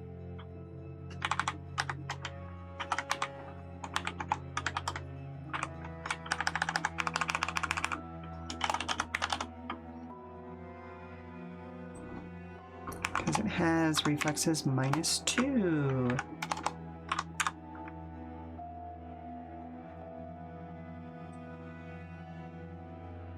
I forgot to do reflexes -1 here because it's only supposed to be half the reflexes. Okay. Whoops. 0. Okay. Oh, yeah, no, again, I'm living up to my endowed reputation as a math pervert. Because I'm just looking at this going,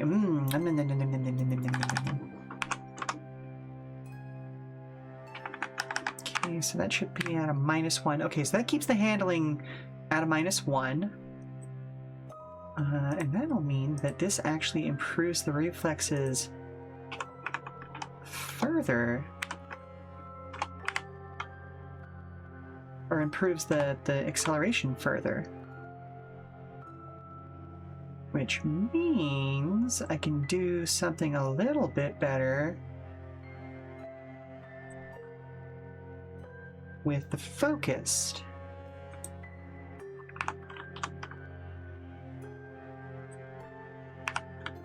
Or should I drop the focus down a little bit, since this now has an acceleration of 5? So let's take a look at the handling. Yep, should still be -1.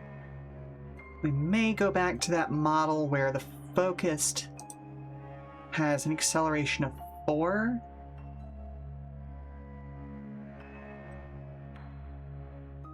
Let's see. Reflexes are... Well, half reflexes rounded up would still be +2. Okay. The weight is a -1. Steering bonus, we're just going to go with the standard there. So what if we bump that? That's going to be too much because that puts that acceleration at 7, and I don't want that. So what if we drop the focuses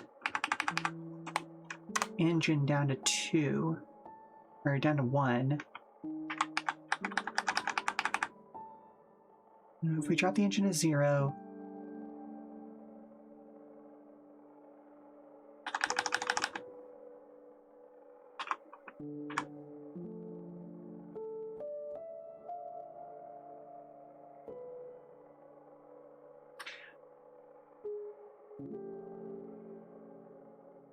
You know what? The whole point of the focused car is that it's supposed to be a fairly stock standard car. If it's gaining that much better acceleration purely from its reflexes,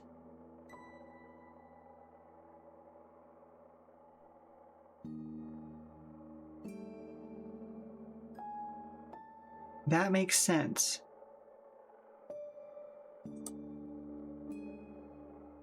Wait, is this handling or is this acceleration? No, this is acceleration. Yeah. Hang on.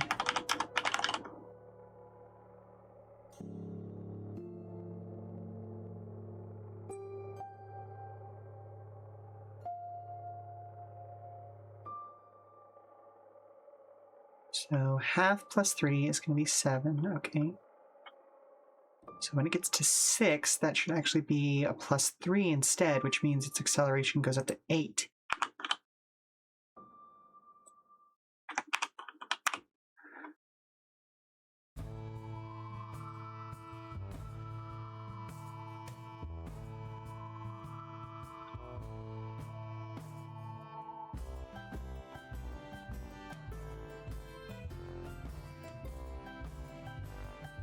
Because then that would be a 2. Okay. Yep.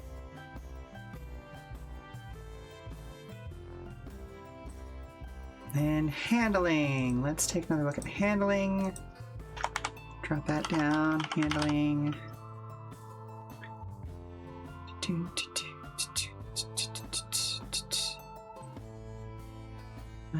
Okay, so the steering bonus and the focus is going to be a -2.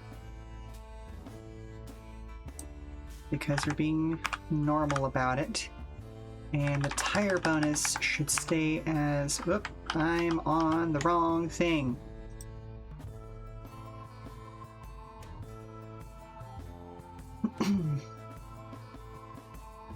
So 4 -2.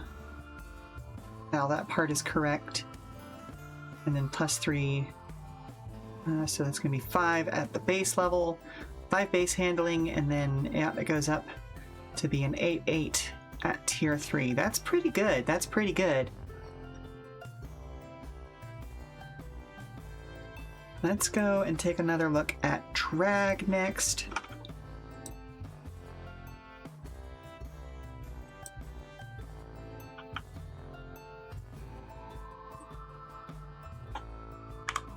So again, just using the stock components.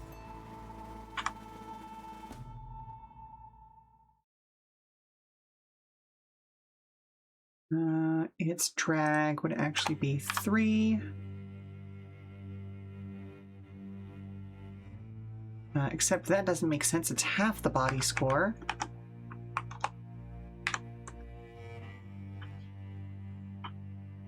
So then...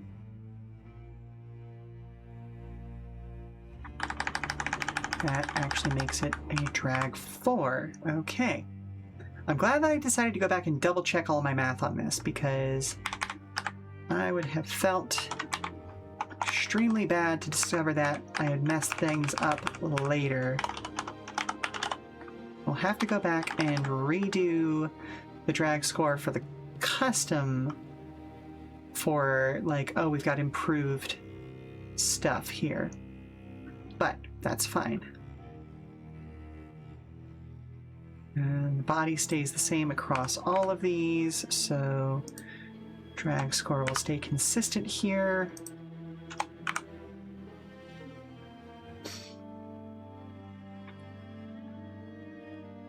And then let's go back up here and look at the drag score here. So, okay, so it starts off as +0. It's just 0. So the standard would be that drag checks are drag scores are used in braking, a couple of other things. Double check that.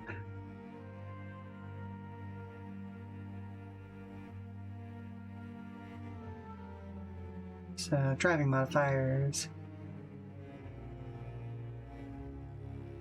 How much the atmosphere is trying to slow you down. Yep.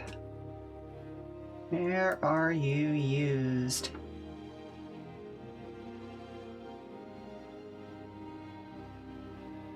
Like, I'm glad that I made a good quick reference sheet for this game, because even though I'm the one making it, it's a big game. I fully understand.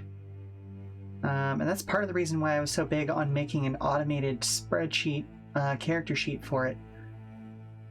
Stall checks. That doesn't... I feel like stall check should have something to... Oh, no, stall check has to do with how much air is going over the engine, so that's why we didn't include drag there. What's your speed by your drag?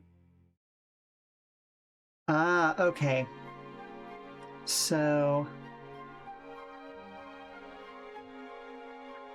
let's look at tire bonus. Makes sense considering how much Lancer needs comp con at most tables. Yeah. Like, it's one of those things that once you understand how the system works, you are good to go even with just a printed character sheet in Lancer. But when it comes to actually building the character, hell, you need to give CAV a cheat sheet yourself. Yeah, I am honestly just a fan of cheat sheets in general, because having deeper explanations of specific rules and like rulings in the book is a good thing, but having like a 1 to 4 page cheat sheet so that you can use it at the table and just quickly like, oh yeah, that's right, that's what we do with this rule, it just makes the play so much smoother. Because everybody has the chance to quickly remind themselves of what options are available to them. Let's see, shift up and down.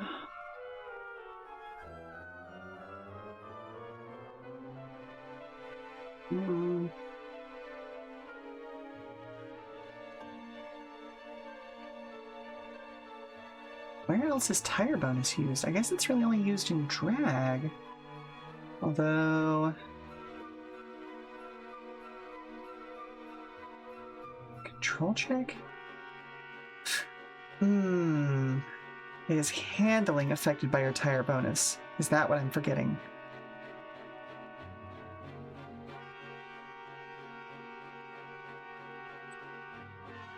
Handling is also affected by your tire bonus. Okay. So, I have actually already established something here for the custom.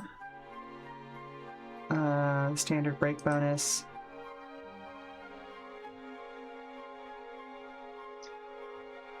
+2, so... I guess it would also be a +3. Ooh, that puts a lot of drag on that, so actually, since we're considering it an improvement, to a +1 and a +4, so it does still have a drag of 5 as its standard.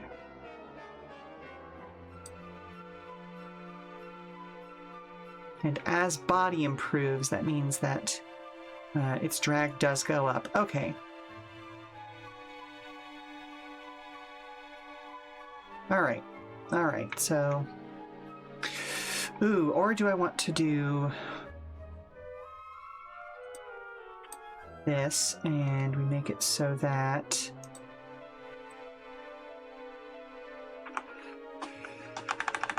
we bring that down even an additional step. Dragon Quest XI dungeon music. Yes, you do, Toxan. Welcome. Oh, thank you very much for the hydrate.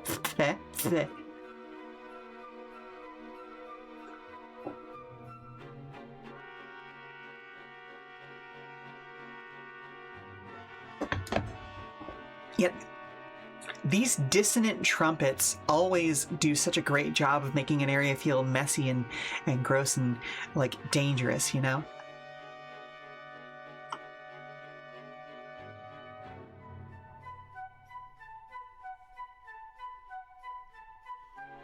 Currently waiting on your PC to come back from repairs again. How's work? It's going well enough. You know what? I think I am going to leave it at drag 5. That makes the most sense here because usually, like, you want to reduce your braking, and I want to have people giving, like, that option by, you know, putting on the streamlined body kit. But at the same time, there are times when you actually do want to slow way the fuck down. Yes, you love the use of brass and dissonance in Dragon's Quest in general. Also, having a Momusine Quality of Life Day. Yes! Also, Hishi Akibono Day! I am looking forward to my tall horse. Although I don't have enough carrots to guarantee her. I have like something like 27,000 carrots. I couldn't hit the guaranteed pity level of 45,000, partly because I did a few pulls for Dodo, and I managed to get her. So I'm desperately hoping that I still get Hishi Akibono. And yes, she is entirely the reason for 6 gigs of upgrade. If you've seen her in the background, she is the gigantic chibi in the background. Somebody even did a picture of her floating by the space station and outscaling it. She is so big. For those of you who do not play Uma Musume, the horse girl that I'm talking about is 6 feet tall.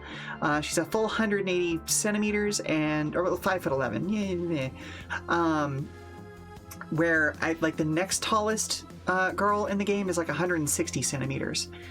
So she is tall.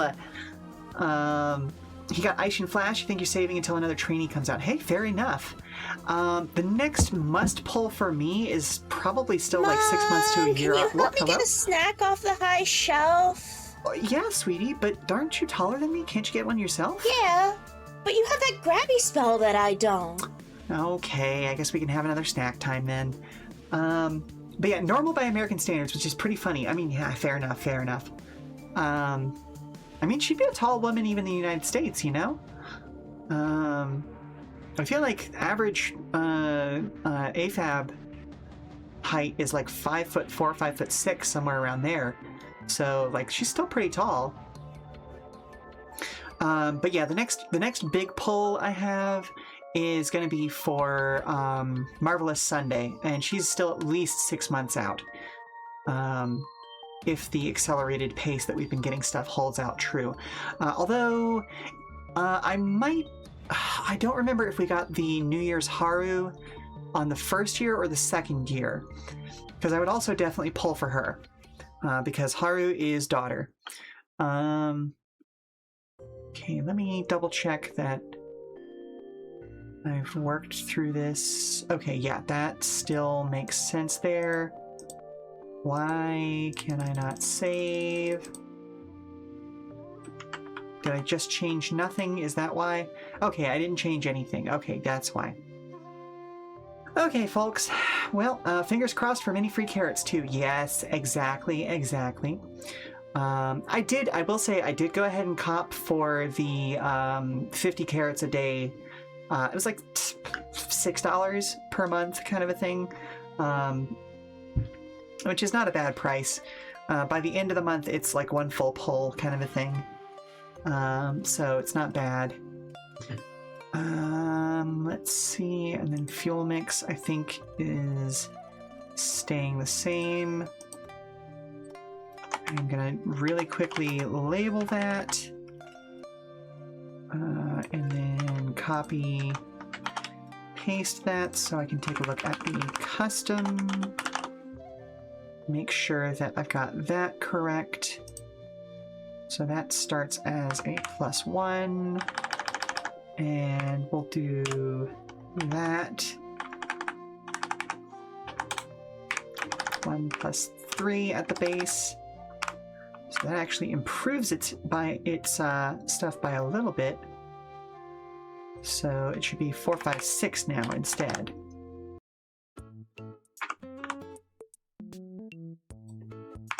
And I will double check that that's actually a useful increase. Because, oh yeah, it makes your stall checks a little bit better. Yeah, it makes it both push and stall checks a little bit better. So yeah, okay, I'm gonna go help there get another snack, and we'll be back in 5 or so minutes. Right? Okay, sweetie. Yeah, I don't know if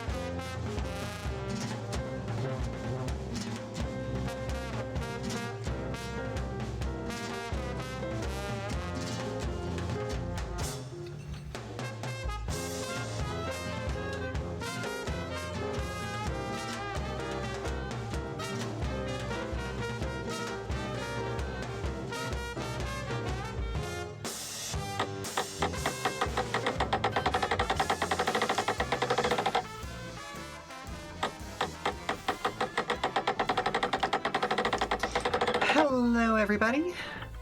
We are back, and just in time for you to catch some of the nonsense that is going on over in the musical realm. I remember hearing this particular song for the first time whenever I played Dragonfall for the very first time, and it is supposed to be the theme song for a local German what's it called, public access channel fantasy show, and it was such a goofy song and I love it. Let's see. I am considering flipping reflexes and, well, no, I can't really flip reflexes and tuning here. That doesn't make sense. I'm trying not to use the same skill in the same place, since we've got exactly 4 NPC roles. Sorry, I keep stopping in the middle of my sentence. It's probably annoying as hell. But I'm trying not to use the same stat in the same place more than once. So let's see, because okay, the hardy absolutely has to have its +3 in body, right? My instinct is to make its reflexes the -2, but the custom already did that, and I'd have to go back and refactor stuff there. Maybe the custom gets reflexes +1 and tuning -2, but that doesn't really make sense either, because their whole thing is that their vehicle is a custom vehicle that they've put a lot of time into, you know?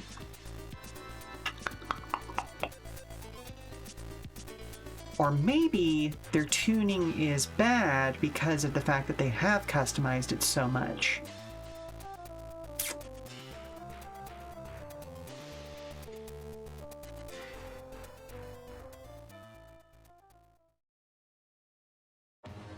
Or maybe I'm overthinking this. Maybe having reflexes be the 0 here is good enough. And let's put the -2 in tinkering here. Oh, thank you very much. Yeah, no, I am in fact overthinking.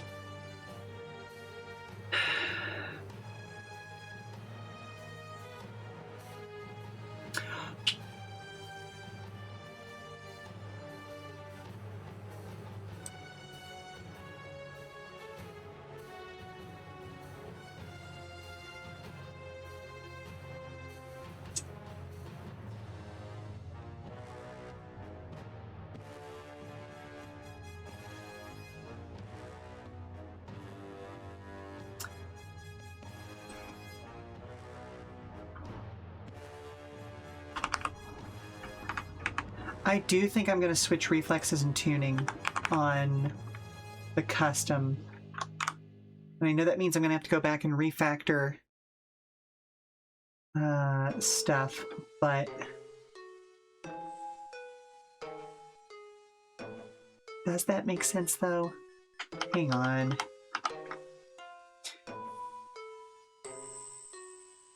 I'm going to go ahead and drop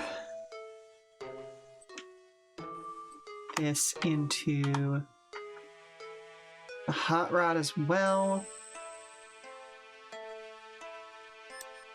because the hot rod's entire thing is supposed to be tuning.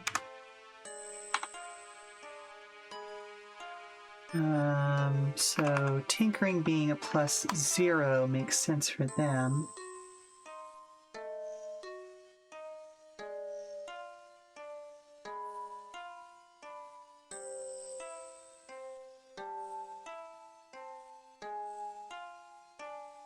Except no, it doesn't.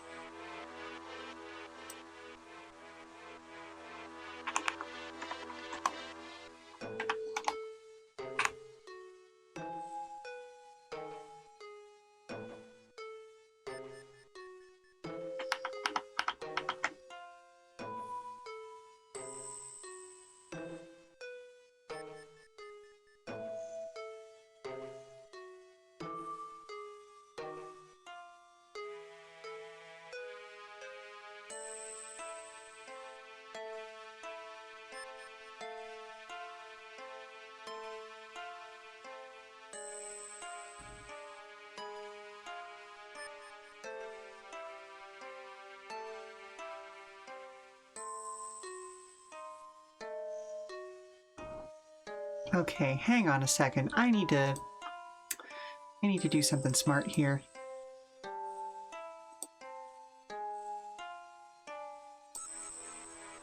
Pay no attention to the projects you have just seen in the main screen there. Y'all saw nothing. Oh, is this the Boktai remix of the Battle Network 4 theme? Hang on, let me go back to that real quick. Can I? I don't know if it's intentionally that. This is the Silence theme from Boktai. So this would have predated Battle Network 4, because it was the second Boktai game that was connected to Battle Network 4. I think this is just like a Quiet Grove theme, but again, I do definitely hear those kind of parallels in there. So, good ear. Oh, this is about 2 songs back from this. Give me... So there's that. Then, okay, yes, this is legitimately, this is just Shade Man. Yes, okay, Boktai 2, that was the crossover with Boktai 2. You actually could fight Shade Man if you connected to Battle Network 4. And you actually got like an extra bonus dungeon to do it. It was great.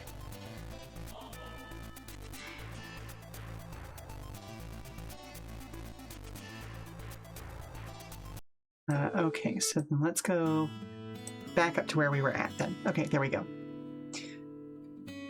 Okay, so as I was saying, I am going to go ahead and just make a small spreadsheet for this so that I can distribute things visually without having to flip back and forth between multiple things. Let's bring the balance test sheet over here. Make a new one, and we'll call this NPC types. Rename NPC role stats. Bop. See, I am a math pervert. Look at all these things. Look at all this automation. It does amazing things. Okay, so let's take a look. We've got custom, focus, the Hardy, and the Hot Rod. These move over 1, because then we've got body, reflexes, tinkering, and tuning. Okay.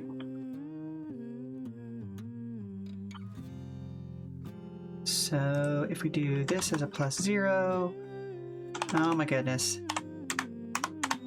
There we go. Reflexes -2. Build a wall. I dig my hole, you build a wall. And I should probably skip this song at this point because I don't want that to get DMCA'd.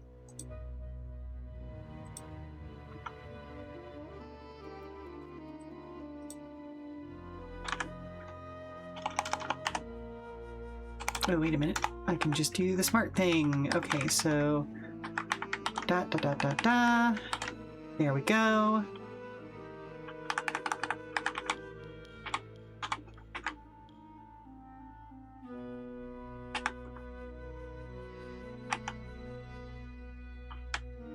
So we'll go to the -2, the thing that makes sense most there.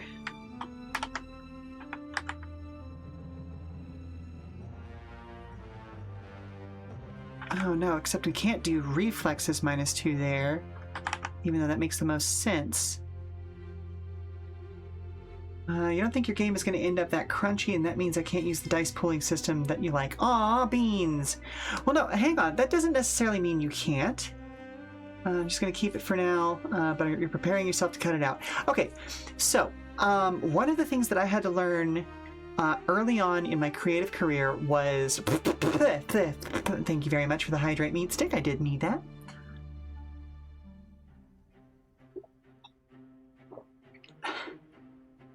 There we go.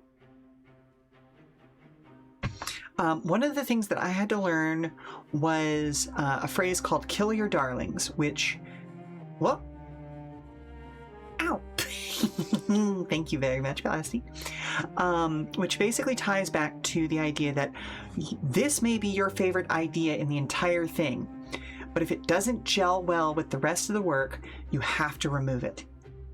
Even if it is a perfect moment in isolation, if it brings the rest of the work down in some way, shape, or form, pull it out, save it for a future project. And remembering that is one of the big things that kind of made me, it helped me resolve, having to cut out some of my favorite writing from some of my writing projects, or do away with, effects and things like that. Like, a good example, Protodrive. I was incredibly proud of the first version of the statistics in this game, having both a rev and choke score on engines that gave this really, really great simulationist feel to it. And then we played a bunch of it, and I went, this slows the math way the hell down. All of these simulationist things are great in theory, but in practice, they are making the turns drag as people are trying to figure out their math on this. And so I cut it out. I brought engine scores down to a single thing. It is just your engine bonus. I changed how fuel mix interacts with pass, push, and stall checks, all of that sort of stuff, and simplified the math. There's still crunch in the game, but it is a reasonable amount of crunch that you can automate, and that stays stable throughout an entire race instead of being, variables you have to juggle the entire time. I love that system. It didn't work. It wasn't entertaining. So cut it. Same thing there, Okay, so where do I want to put the -2 here?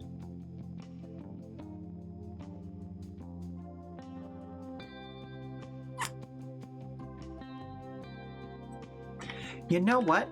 Let's move the -2 on the focus over to tinkering. That makes more sense there, because the whole thing with the focus is that they have not done any sort of customization work on their vehicle.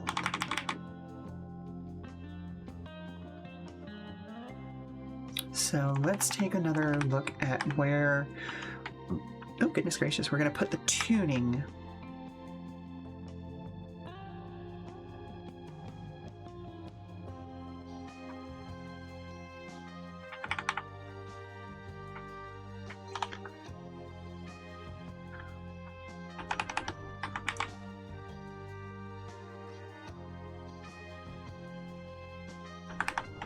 And here's where I think I can flip this around. So I think I'm going to put the +1 on the custom onto body instead of tuning, because they've beefed their car up a little bit, but it's not tuned perfectly because of how much customization they've done.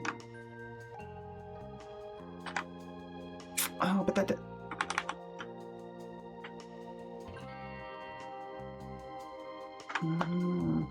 No, you know what? It makes more sense to have the +0 in tuning on the focus instead of flipping those two. So, okay, let's go back to looking at the +1. It feels better there and there. So no tinkering on the Hardy, no reflexes on the hot rod. Okay, cool. So we don't have any repeat numbers. Fuck, we do. Ah. Okay.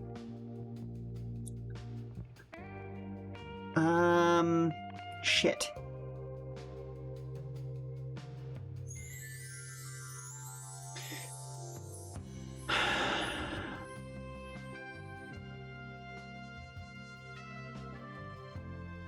Boo.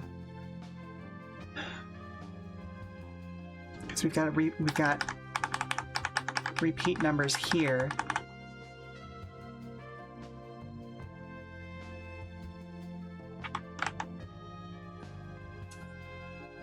And I like having the -2 in body on the hot rod, because that implies they've lightened their car enough to get maximum acceleration. So I can't just switch body and reflexes on the custom. So, but I mean, it makes more sense.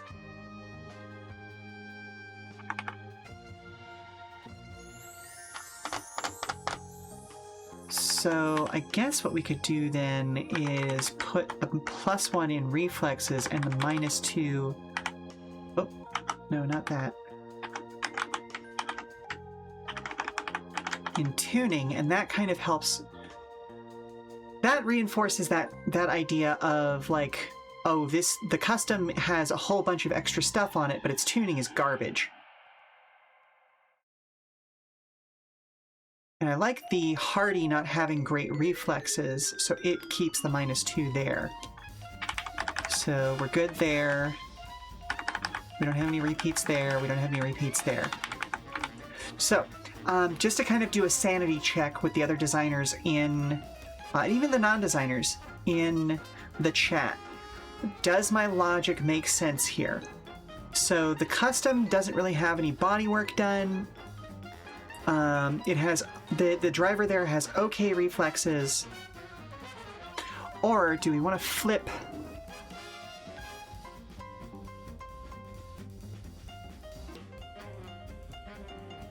So let's see. If we theoretically flip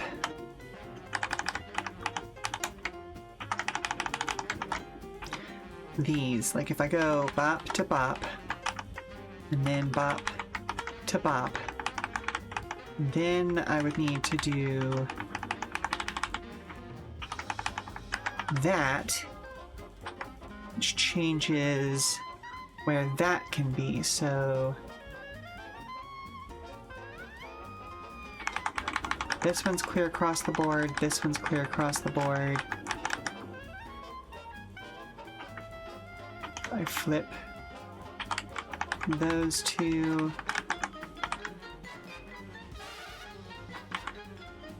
Then that makes me flip those two.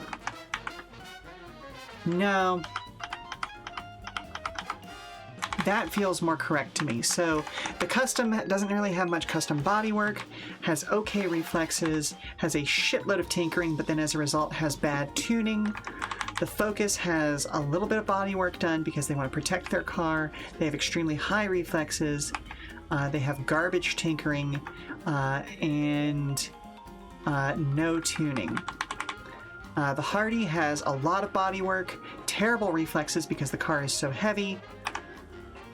No tinkering work, so it's pretty much just stock standard and a little bit of tuning to make it run a little bit better. And then the Hot Rod is lightened for less HP but also less drag.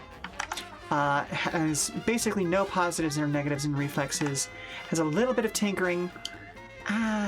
Itchy. But then has extremely high tuning. Like, does that feel logical? It feels logical to me, but I want to check in with y'all because, you know, I want to make sure that I'm not, you know, just absolutely being bonkers here.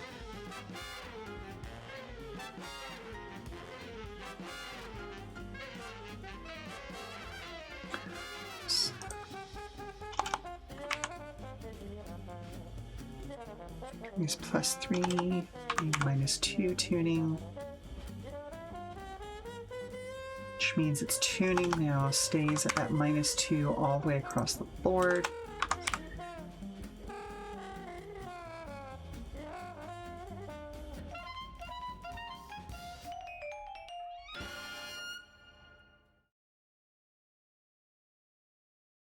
So I think it starts at 0, goes up by 1.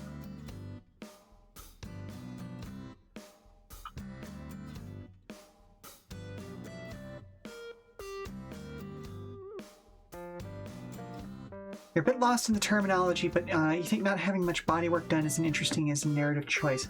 So bodywork would be like structural reinforcements in game terms. So yeah, the custom not having much in the way of structural reinforcement, and it being focused on like, we're going to get as many extra systems, we're going to get as much trim on there, as many mods as possible.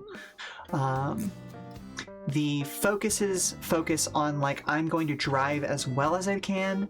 The hardy having the like, I have the strongest body on here, I have a lot of HP, but that's going to weigh me down. And then the hot rod having its focus on gotta go fast. That's essentially what the logic is there for each of these. And I justified putting the custom's worst score in tuning because, like, okay, they've added all of these options on there to make their car do cool and interesting things, but that means that, like, maybe they're using incompatible parts in a couple of places, and so it's not performing efficiently. Whereas the Focus has, like, I may even add a rule for the Focus where it gets fewer mods than other people, kind of a thing. And then the Hardy, it's so heavy that it struggles with control checks and the like. Versus the Hot Rod, as I said before, they have like removed body paneling and like changed over from like the good safe crumple zones to like, this is a hyper light carbon fiber thing that's gonna, like, its body is going to crack instead of crumpling to stop damage, that sort of thing. Okay, all right, good, that does scan. Okay, cool. So I'm gonna move this over so that I can, once more, we're doing some refactoring, folks. Tuning is then tuning of -2. Okay, cool. So reflexes are starting at a +1. Let's take another look at. So a +1 skill is going to go up by 1 every time, so that turns into a +2 and then a +3. The 0 skill only goes up by 1 across all 3 tiers. Okay. The +3 skill goes up by 1 in the second tier and then 2 in the third tier. That stays the same. And then the -2 stays the same across all. Okay, cool. So we have our stats, our skills across all 3 tiers fixed now. So let's take another look at this. Our reflexes are now +1. The weight remains 0. We've got improvements there, so our acceleration is actually going to jump a little bit. Hey! Oh no, that actually brings it up to 7. Okay, cool. So our acceleration is now 7 to start with and becomes 8 and then 9.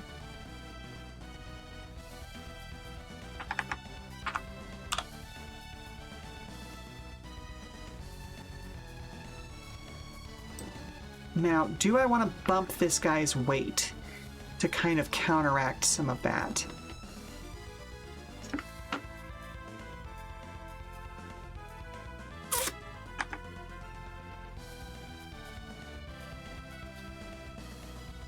I think so, in fact. Because that's going to change our stuff a little bit here, so I'll do that, which then becomes a -1. So that changes the base acceleration to 6. So we got 6, 7, 8. Okay, that feels a little bit better.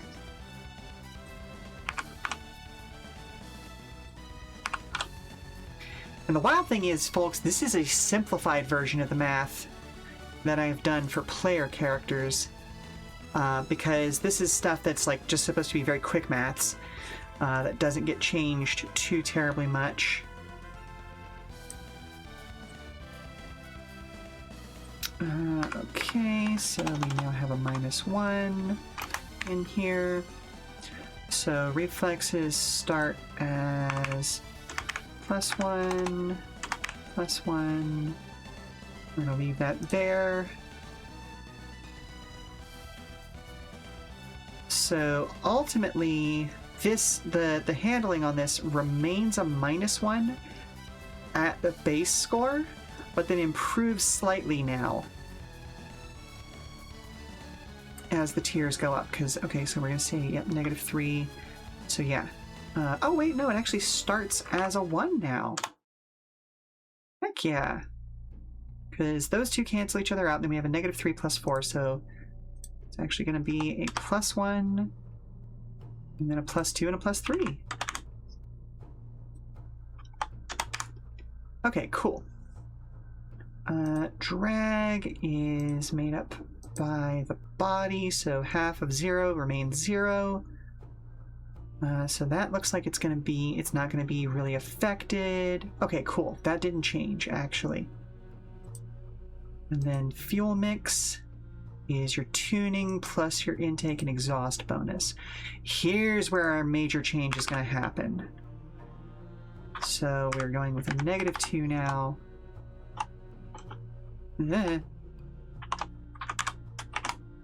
Which means that its fuel mix is now 1, which is fairly punishing. Basically, like, that means that this thing is so customized without being properly tuned that when it tries to push or prevent stalling, it's going to have a harder time of it. So they need to change some modifiers in their car. Anybody who knows about car stuff knows that if your fuel mix is off, you're gonna choke out, or you're gonna stall, you know? Okay. Whew. We are getting there, folks. We are getting there. Alright, so now let's take a look at how this balances out. So we're going to take a look at that. Reflexes remain +3. Tinkering is going to be -2. And tuning is going to stay as a +0. Okay, so that means that tinkering is going to be a -2 all the way across the board. Body starts as the +1, so it becomes +2 and then +3 as we go. Yeah, okay. Cool beans, cool beans. And then tuning starts as a +0 and becomes +1. Okay, so... Oh, and I forgot to rename options package, so... Trait unique, gain +1 accuracy on all control checks. We'll go with assisted steering. So that's now been renamed. Ooh, and that makes me think that I should remove an optional feature, basically give them fewer options, since they have bad tuning, or bad tinkering.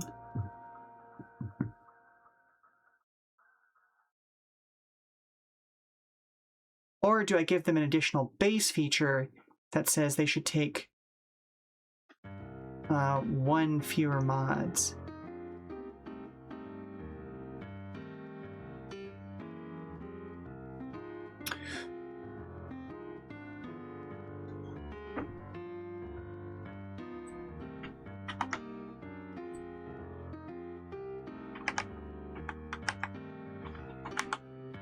So let's bring that down to font size 1.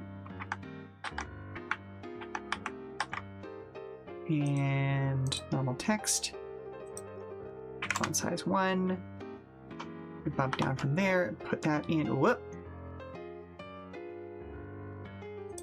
Yep, normal text, font size 1. Or do I do that? And then, let's see, can we still fit bop, bop. Okay, cool. So,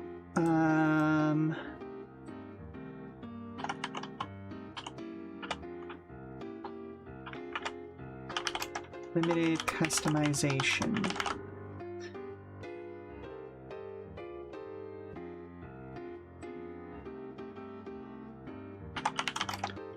This NPC can have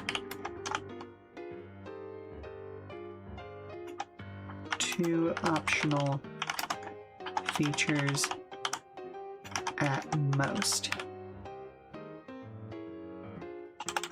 Can only have up to 2 optional features. Dang it, I need to...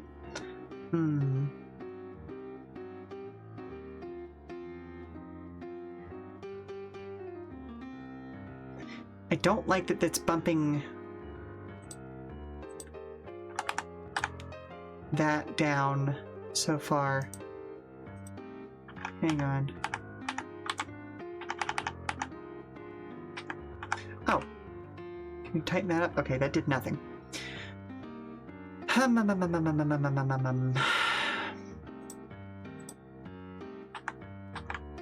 Wait, why is that a heading? Make that normal text and then drop that down to size 1. There we go!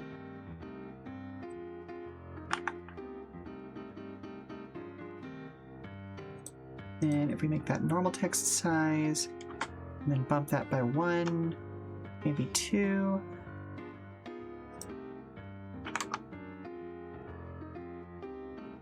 Oh, I hate it when I'm trying to get stuff to line up. Hang on a second. What if I were to put another heading in here?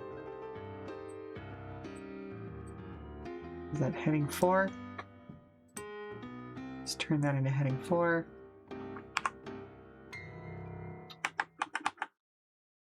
No, heading 4.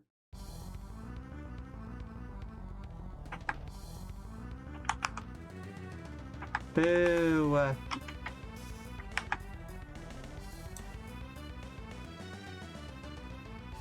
Ooh, there we go. That lined it up, I think.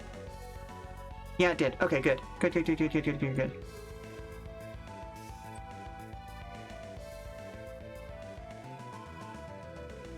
Yay! Visual design! Blah. Getting Google Drive to do what I want it to do. Okay. Okay. This NPC can only have up to 2 optional features. That makes sense to me.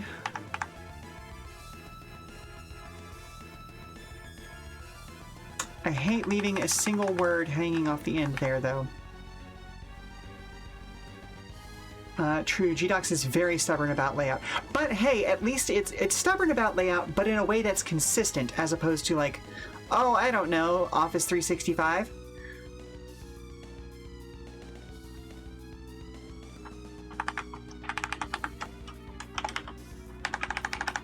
NPC using this role can only have up to 2 optional features. Okay.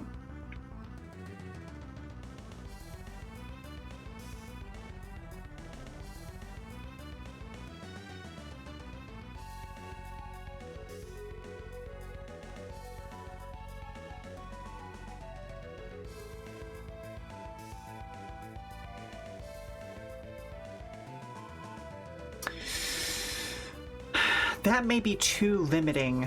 This is GM information, so I feel like I can get a little more complicated with some of the descriptions here.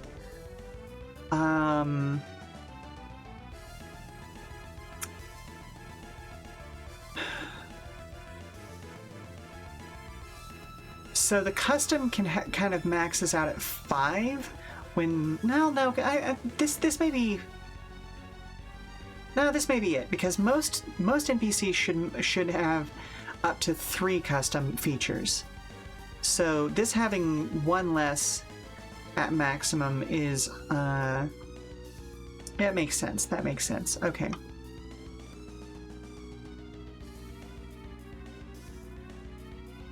But having just discovered what I just discovered, that means that I am going to go back here and change this over to a normal text, and we're going to fix a couple of things. And turn that into heading 4. There we go, and that's going to distribute that better.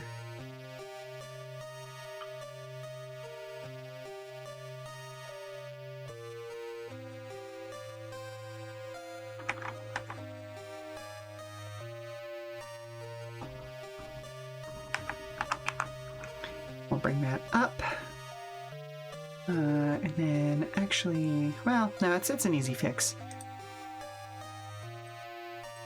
Normal text. 1. Yeah, I wondered why it was creating such a huge amount of space between everything without needing to, and now we know. Now we know.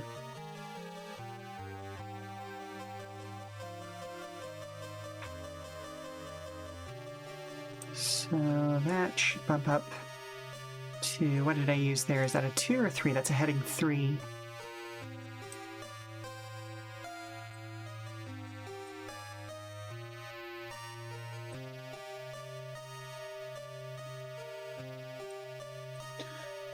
Text. There we go. I just figure I'll go ahead and fix it on all of them that use that just right now. Makes the most sense. Okay. Oh, hello? Someone's flirting with Dad again. Okay. Are we talking like stage flirting, or is he, like, are they flirting? Well, he sent me to get you.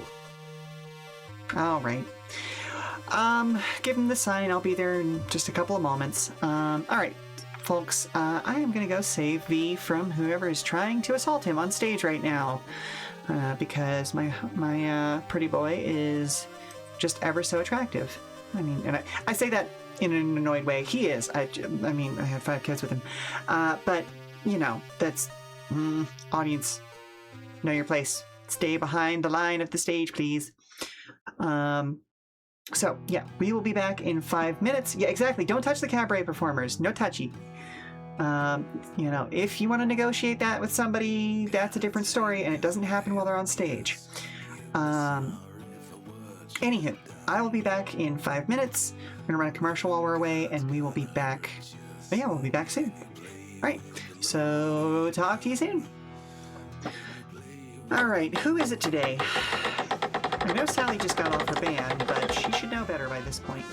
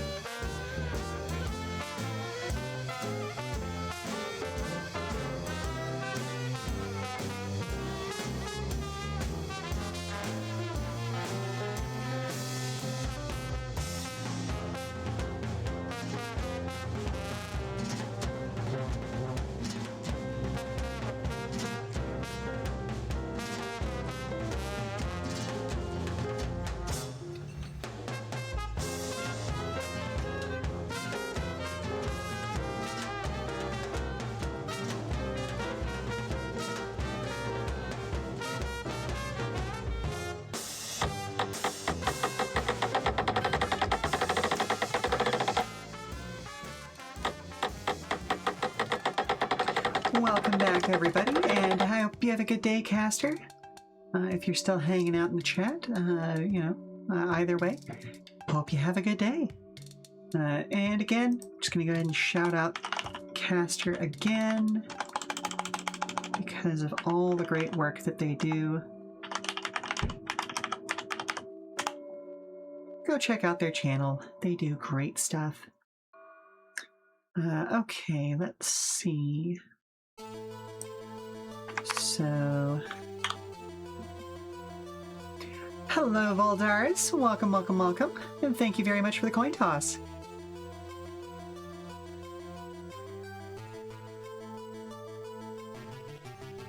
Today we are continuing our work on Proto Drive. Kind of crunching our way through all of the skills and mechanics and stats and all that sort of fun stuff of the NPC roles.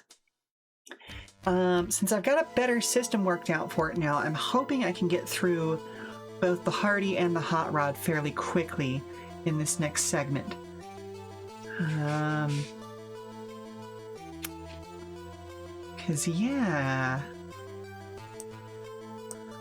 Let's take another look at this, because I'm pretty sure HP is just, like the way that I've got it set down, HP is just set up by, the base number plus your body score, right? Oh, which does mean that I need to go back and check this. So this would actually be a base, or hang on.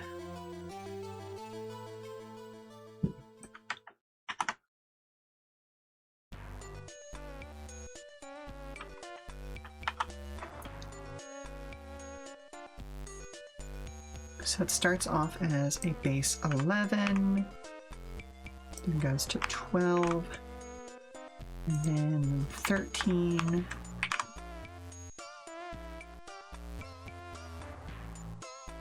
whereas this one starts at 13, then goes up to 14, then goes up to 16. You're going to spam some coins to hit that slot, but the cooldown got you. Yeah, well, you know.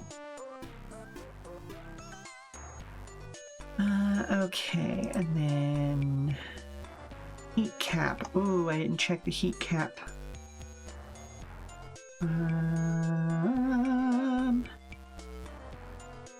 Because yeah, this base.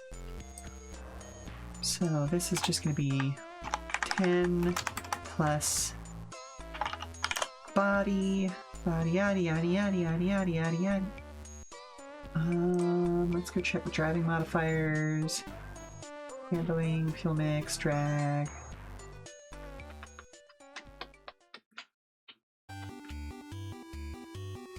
No accuracy by volume tease. Yep.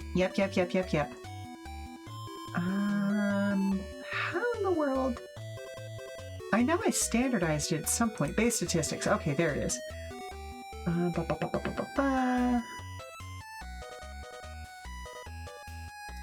Oh, this is an enormous book that I have written. How many pages? We're at 190 pages right now, and they're all fairly dense.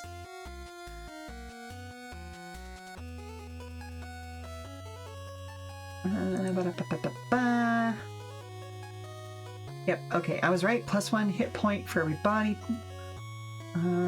Reflexes, tinkering, really just affects mod bracket. Various mods. And heat cap is directly tied to tuning. Okay, that's how we did that.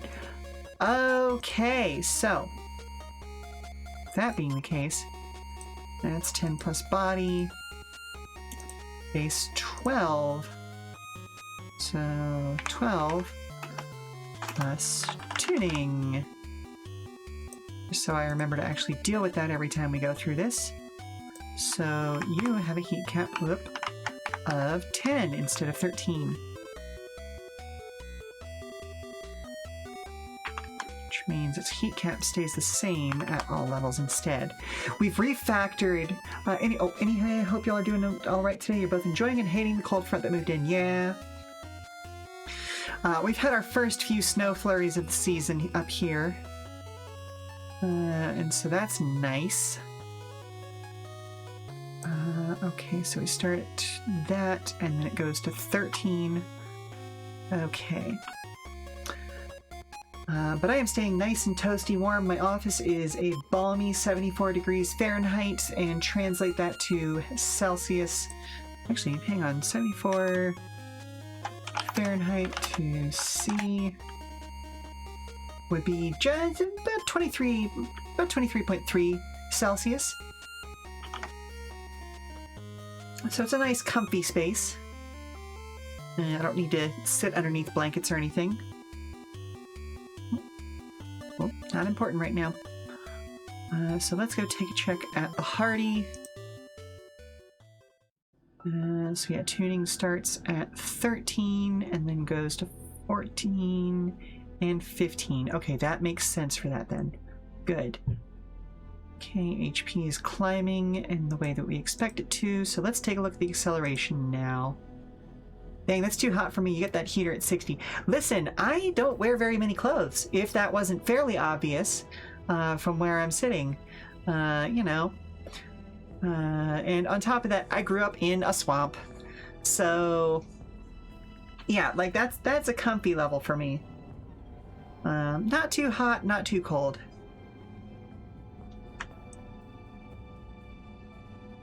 So let's see. The Hardy is going to be... Oh, let's go ahead and copy this so that I'm not messing myself up.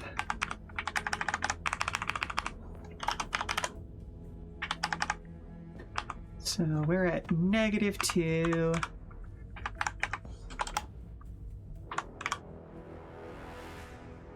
Ooh, did I refactor the stats on the focused type? I don't remember.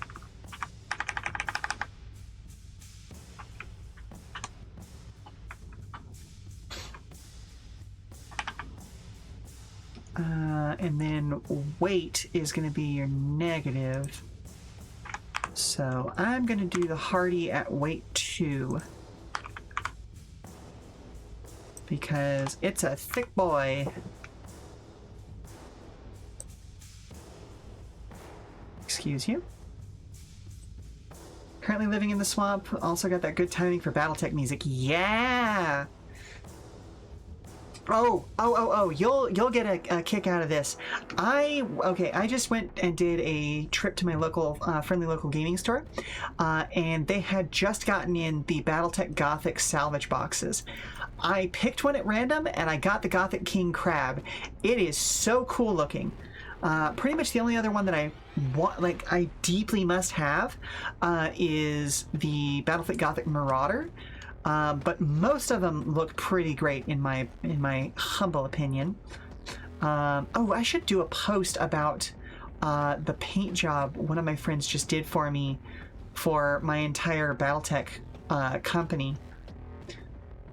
Because like I run a Regan coalition because Lady Arano is like my favorite house leader. We stand a canonically trans femme house leader. Love it to death. And so, like, we even got custom decals so that I actually have a Regan Coalition decals on there. They look absolutely fantastic. My friend Matt did just truly amazing work on them. They would not look anywhere near that good if I had had to paint them. So let's bring this back around and take a look. Okay, so reflexes is -2 across the board. I don't need to mess with that. Let's see, a weight class of 2. So that's got that -2. Steering bonus is going to be 2, and engine bonus is going to be 2 as well. So acceleration is looking like it's just a flat 0 right now, which can't be good. Hard to go wrong with either of those. Also, yes, please share model pictures. Yeah.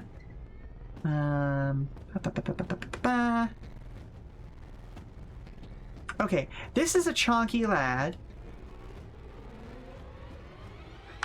But I don't want it to be unable to move at all. So I think I'm gonna give it a more powerful engine. And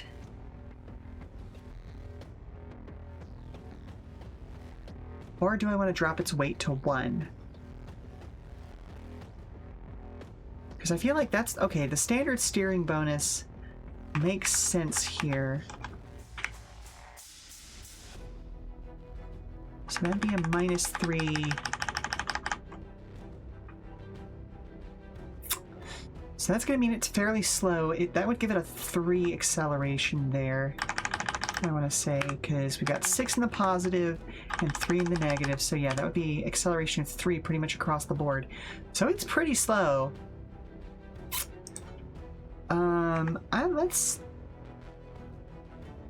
Let's give it a slight improvement on its steering.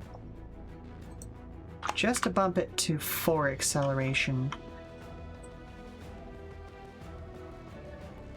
And its acceleration is going to stay the same across the board because its reflexes stay the same across the board. Let's go back and take another look at this. So 6, 7, 8. Okay, good. Okay, so let's do a quick refactor on all of the focused stuff. So reflexes are +3 on this.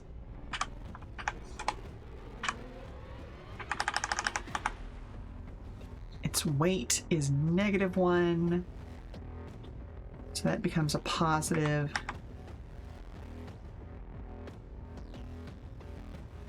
I could bring that to weight 0. And then it's using standard steering and engine, which still keeps its acceleration at 7. Okay. That makes a little more sense to me. That means that its acceleration doesn't change, but that does change some other things possibly.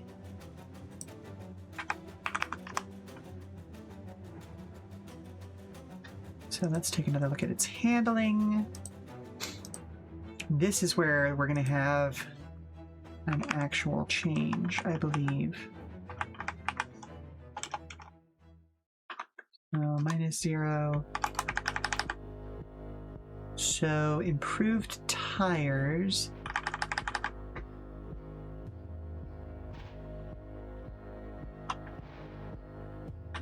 So that means its handling gets a little bit better.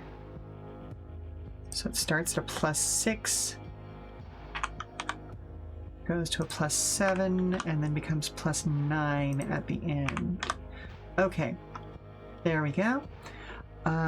Sadly, have none of your miniatures anymore, so you really enjoy checking out other people's. Hey, fair enough, fair enough.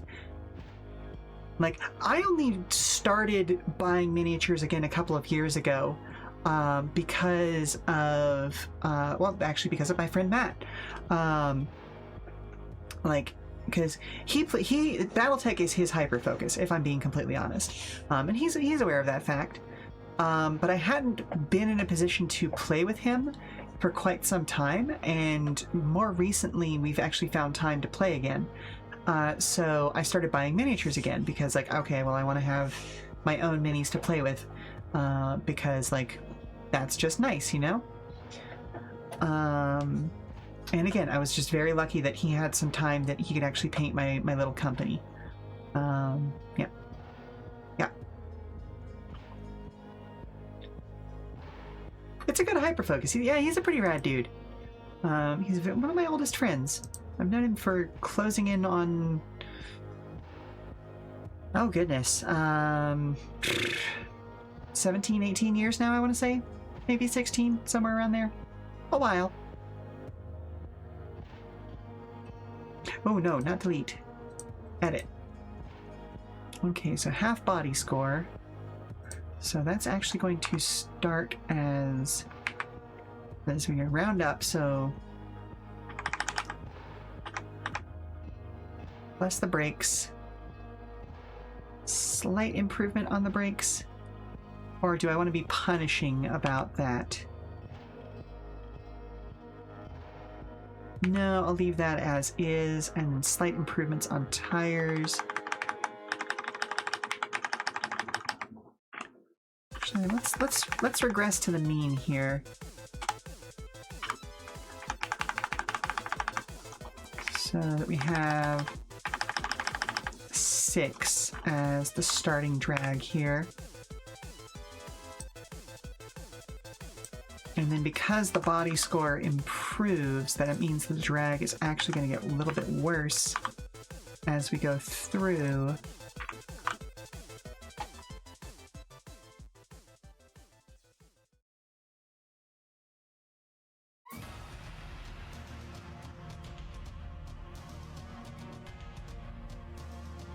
Also on Blue Sky, yes. And actually, he should be actually posting some of the some photos of the stuff. Let me double check that.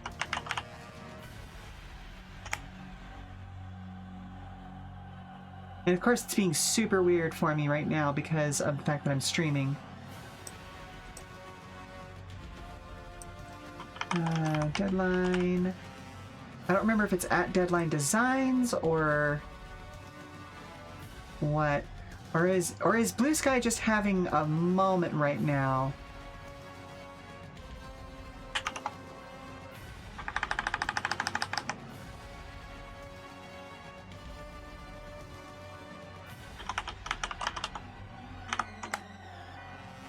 As the search function sure is infinitely loading for me. Yeah, we got that good Zone of the Enders music. Again, another Kojima Productions thing. We love the works of Kojima around here.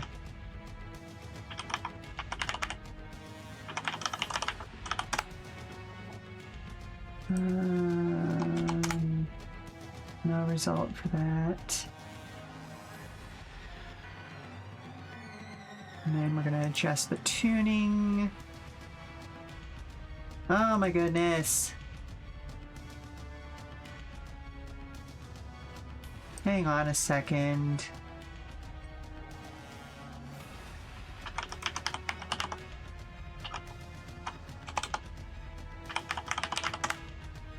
Let me see if I can just do this by URL. Nope. Goodness gracious.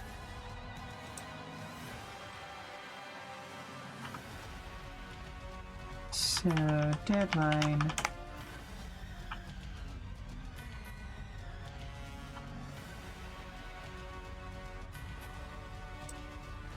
Alright, so tuning starts at 0 and then becomes +1. So it gets a little bit better. Ugh, I'm just getting a lot of internal service errors on Blue Sky right now. I'll try to get in another couple of minutes. I agree. Been a Kojima fan since before you even knew who he was with Snatcher. Nice, nice, nice, nice, nice, nice, nice. Love those old school stuff. Yep, and that stays 1 across the board because it's at -1. We already checked drag. Drag goes 5, 6, 6. It's based on body. 6, 7, 8. Acceleration is half reflexes. So 7. Oh, it should go 7, 8. And then 9. Oh, actually, it should be 7, 8, 10. Hang on a second. Hey.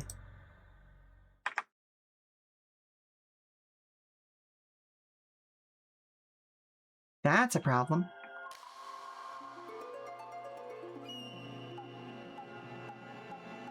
Well, no, hang on a second. Half reflexes. So.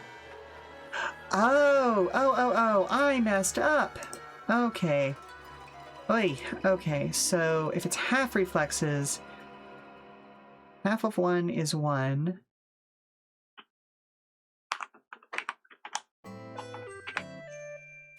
I'm silly. Acceleration at tier 1 should be 5.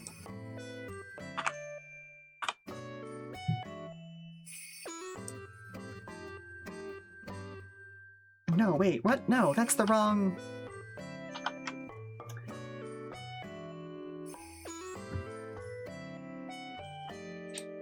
Oh, goodness gracious. So reflexes goes up to 2, so that's going to stay 1. That's going to go to 6, so half of 3 rounded up is 2.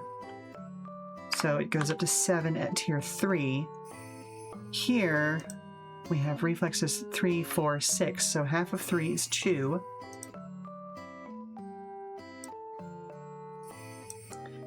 So we have 2.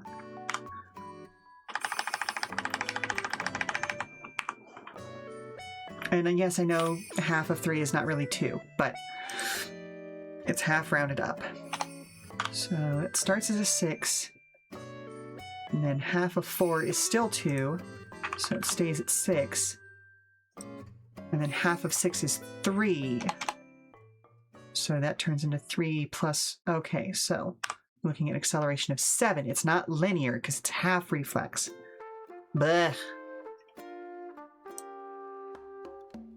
And then handling is flat reflexes. So it starts as 3, so 3 minus 2 plus 3.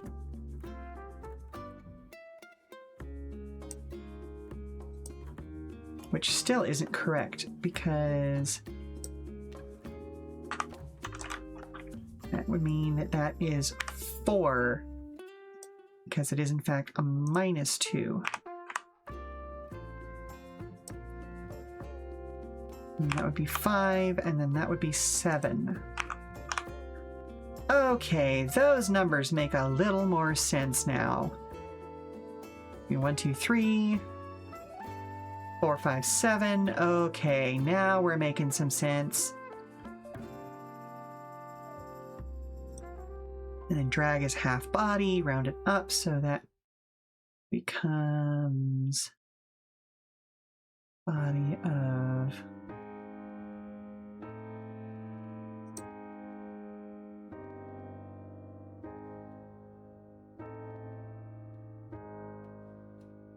Goodness gracious.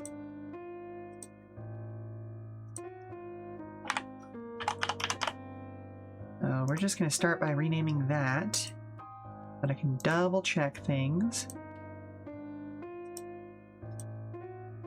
I was so hopeful that I would get at least all of the rolls done by the end of today, but it is what it is.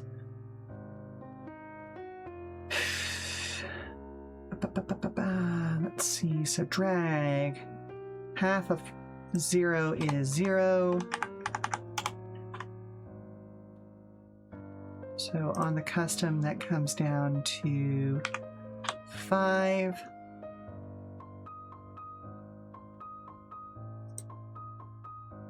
That makes sense, and then it becomes 6 and 6.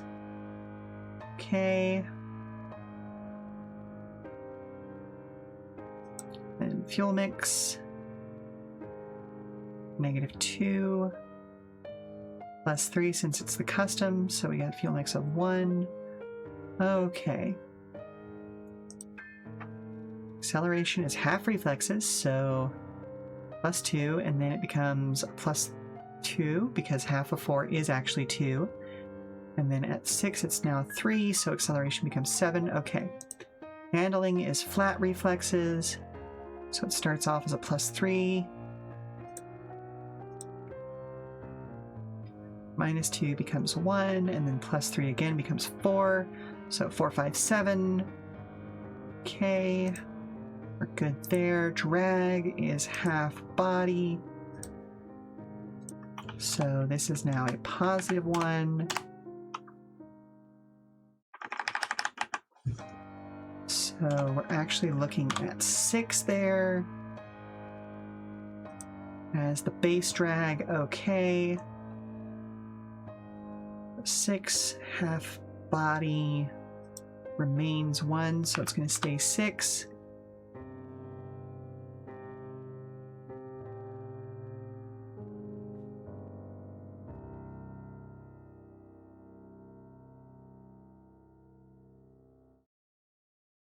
And then once we get up to here, it's going to bump to 7. Wild that drag and acceleration essentially became the same thing, and it's because of how steering is involved there. Woof. Okay. And then fuel mix is tuning, so 0 plus 2. So we're going to do 2, 3, 3. Okay. Whew. Yeah, I am a math pervert. I am an admitted math pervert. But it pays to go back and check and refactor things as need be. Because I am trying to make sure that stats on these things actually make sense and that they are not like just bizarre when it comes to the other side of this. And this is, some of this is pulling math out of my ass, some of it is having a good feel for what feels good as far as bonuses go, and also basing it off of the standard bonuses that are found on the player side of things. Okay, so both of those have been thoroughly refactored. Let's now take a look at this for the hardy. So reflexes, half reflexes is going to be -1, because half of -2 is -1. Its weight class, I had, you know what, I'm going to leave it for now. I had put it a weight class of 2. Slightly better steering than normal, and definitely more powerful engine than normal. Well, never heard it described like that before, but good. You can do the maths for you. Yes, exactly. Like, okay, listen. When I was young, I thought I was bad at math.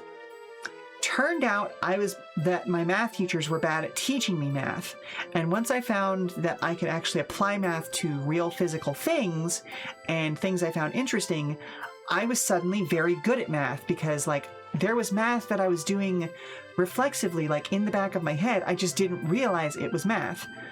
Like, you know, figuring out the angle of a turn, or how hard I had to jump to do a thing, or things like that. Like, all of that is math, and like it has taught me over the years that nobody is actually bad at math.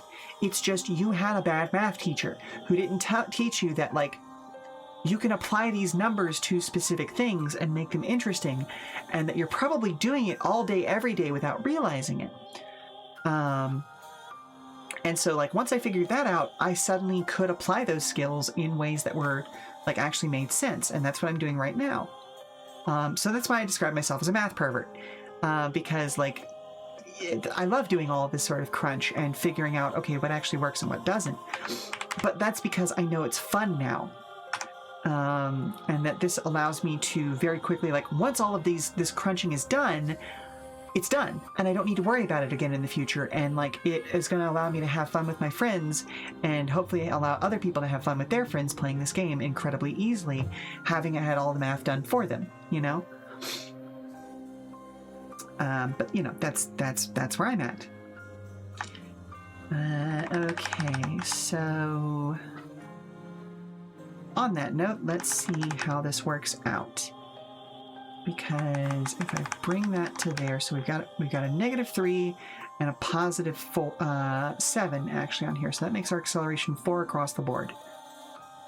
Or do we want to bump that and make it 5 across the board? No, I think I'm going to leave it as 4 across the board right now. Leave it as a weight class 2. Relatable. You did electrical for a decade and was great at running pipe and mathing turns and angles and whatnot. Anything else math related? Terrible at it. But you get the point. You get the point. Like, that's, once you apply it to a physical skill, it suddenly clicks and becomes an, oh, these numbers actually mean something. They do a physical thing, and I can actually see what they're doing. And suddenly the math makes sense. Okay, so let's hit this now.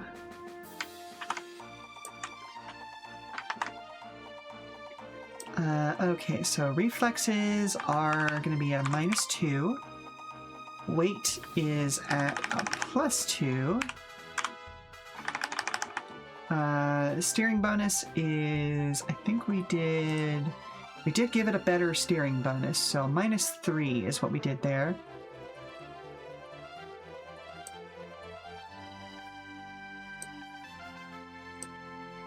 So -3. And then tire bonus, we just did as the standard. Whoa, this thing is going to handle like a hog, which is exactly what I wanted. So, woof. Okay, we've got a -7 and then a +3, so this thing is going to have a handling of -4. Yikes. And that stays pretty much the same across the board.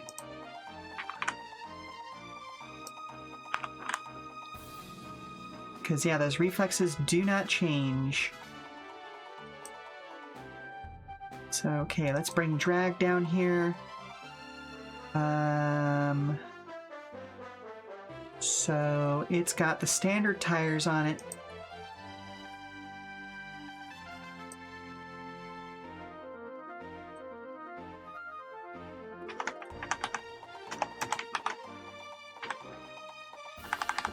Half body, half of 3 rounded up is going to be 2. Do we want to put good brakes on this thing? Yeah, let's put good brakes on this thing.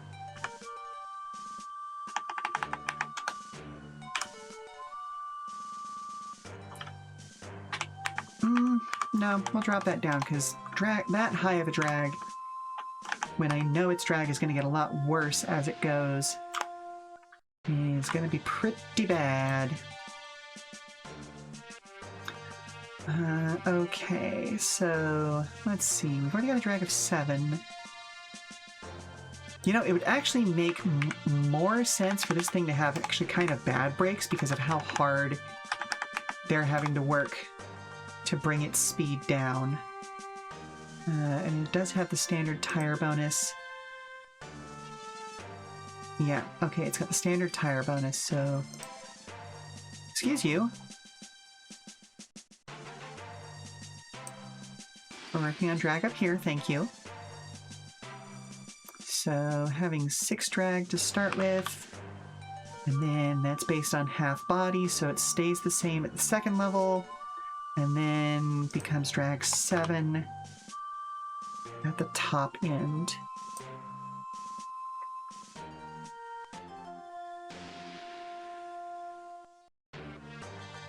Does that make it the same? It does make the drag same as the focused. Hilarious. And then finally, fuel mix. Let's take a look at that. This is tied to tuning. So, I'm gonna go there. And this is gonna be the Hardy. So its tuning starts at +1. Which gives it a fuel mix of 3. And I don't feel like its tuning is particularly modified. Or I should say its fuel mix, so... and that is flat tuning, so 3, 4, 5. There we go. Okay, so all of the stats are good there. Did I already check this? Yes, I did. I already checked these here. Yes, I did. Heat cap is based on tuning. Okay. 10, 11, 11, and then its heat cap is kind of garbage. Let's go ahead and hammer the stats out for the hot rod. So 10, 11, 11 makes sense there. Heat cap is based on tuning, so 13.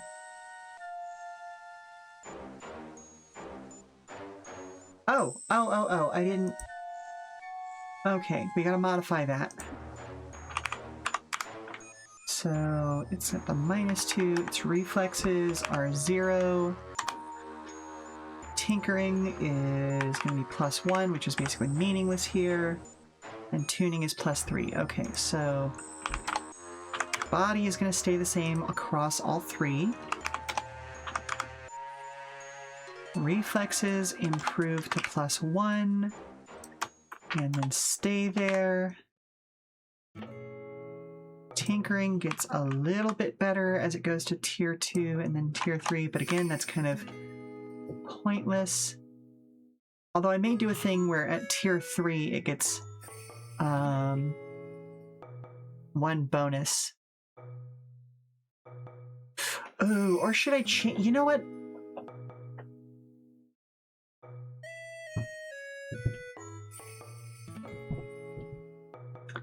I'm going to change how the mods work.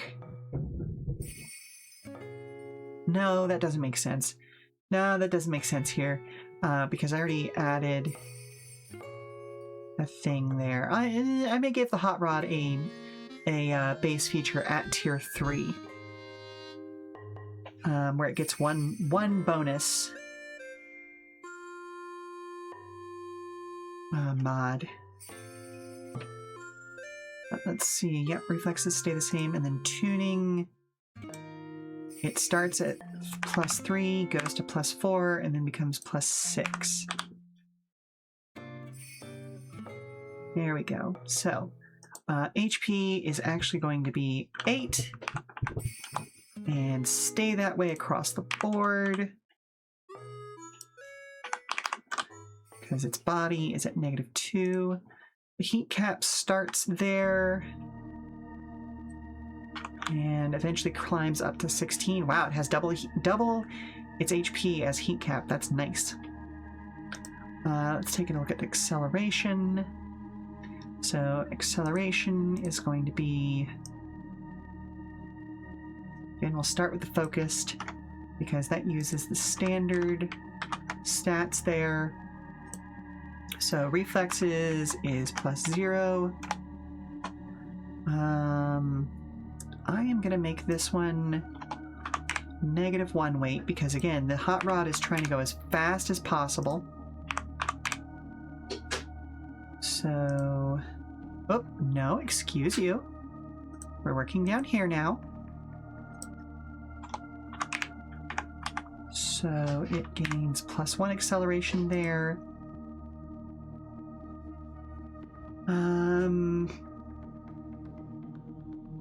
I am actually going to reduce its steering bonus, but increase its engine bonus. Oh, actually, which means that would be a null. Well, it's null here.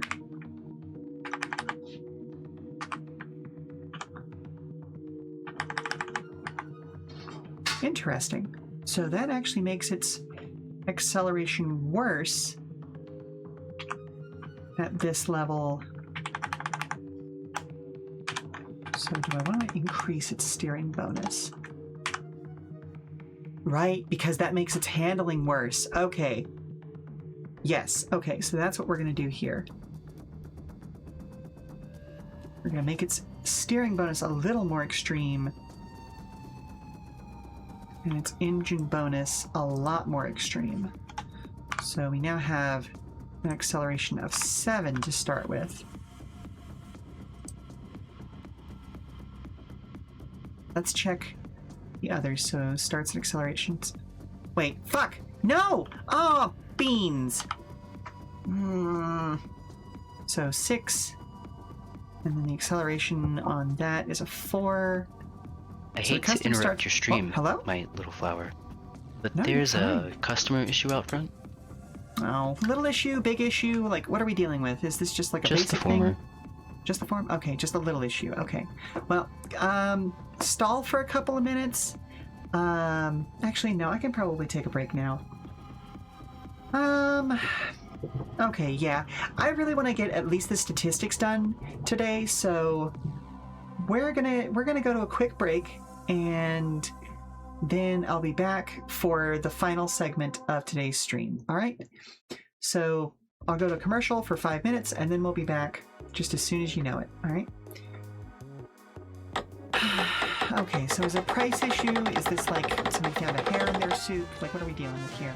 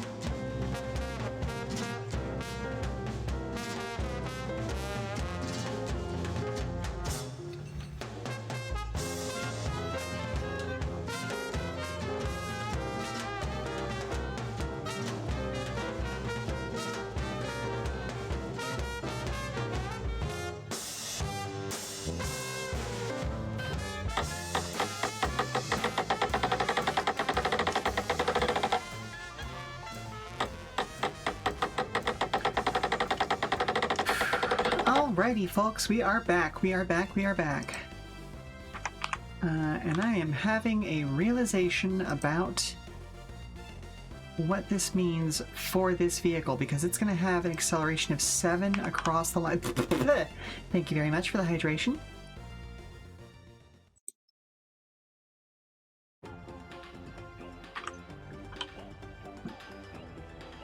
It's going to have an acceleration of 7 to start with, and then have an 8 along the rest of the board. Which means while it has one of the higher end accelerations,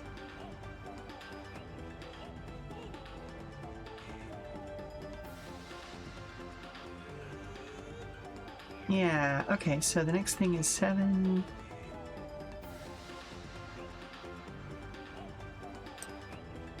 The focused should have something better, so 2 and then 2 and then 3 gets it up to 7. Okay.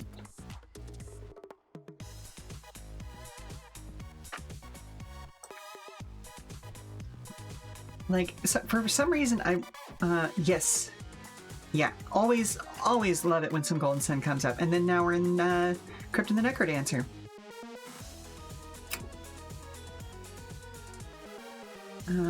So, I don't know, like... There's no good way for me to juice this further. But honestly, okay, having a 1 acceleration bonus there kind of makes sense. Okay, so steering is at -3. Engine is at +3. Handling. Steering is once again going to be at -3. Was the focused? No, we brought the focused down to -2 for steering here, so... beans.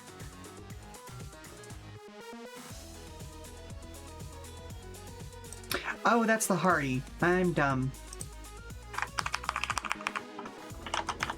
There we go.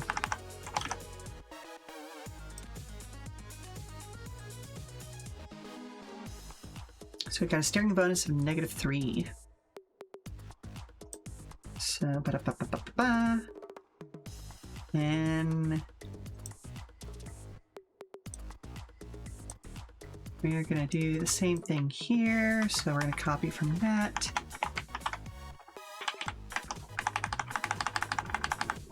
So reflexes are at 0.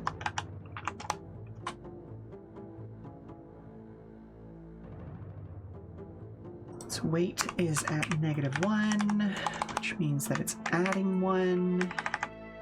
Steering is going to be a -3. The tire bonus. I think this thing has balding tires. Let's see what that spits out, shall we?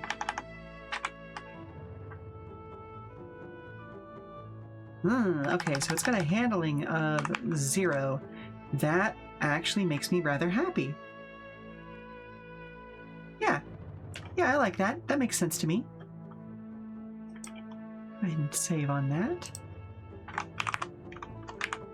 +0. So it has okay handling. But it's really only good for going in straight lines, you know?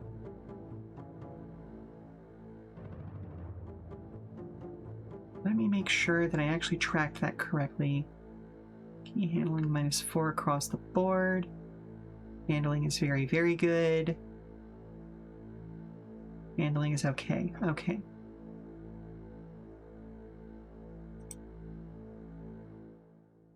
So, what did I do for the tire bonus here? Just a +2. Oh, reflexes do technically get better. So, its handling should actually become a +1. But that's where it's limited to.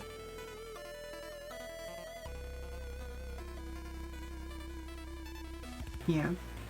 So drag, oh right, the tire bonus is a +2. So drag. So it's got fairly bald tires.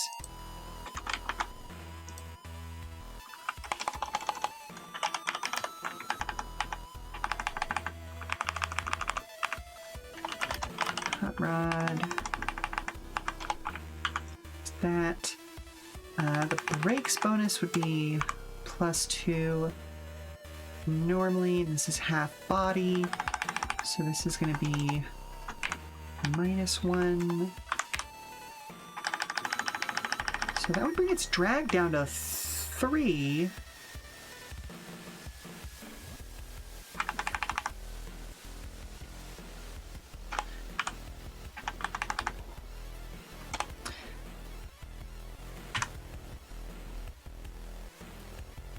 Or do we want to make it...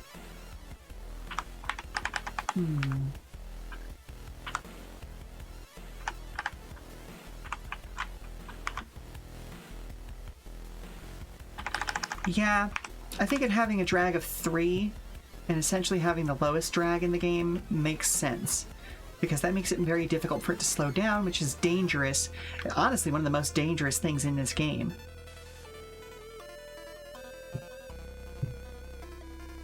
Yeah.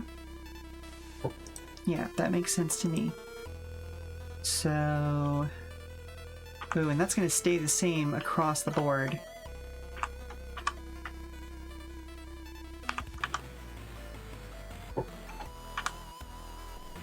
Okay, and then fuel mix. Yeah, okay, fuel mix.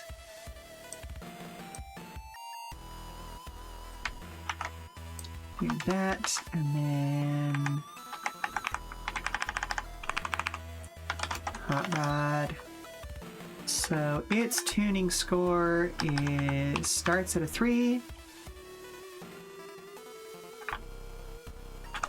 And I'm actually going to say it's got +3 to its intake and exhaust. So we're looking at a starting bonus there at 6.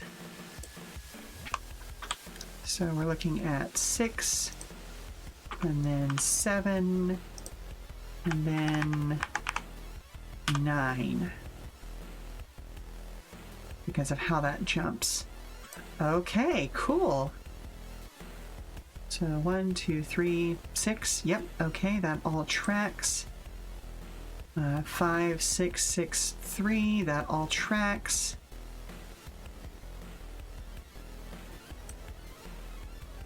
One, 4, -4, 0. Okay, that's got good variety. 6, 6, 4, 7.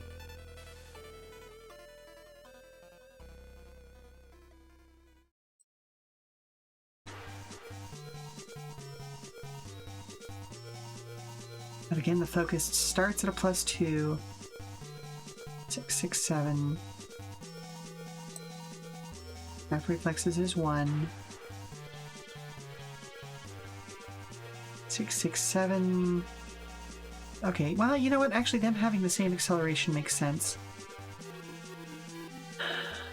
4, 5, 7. -4, -4, -4. 0, 1, 1. Okay.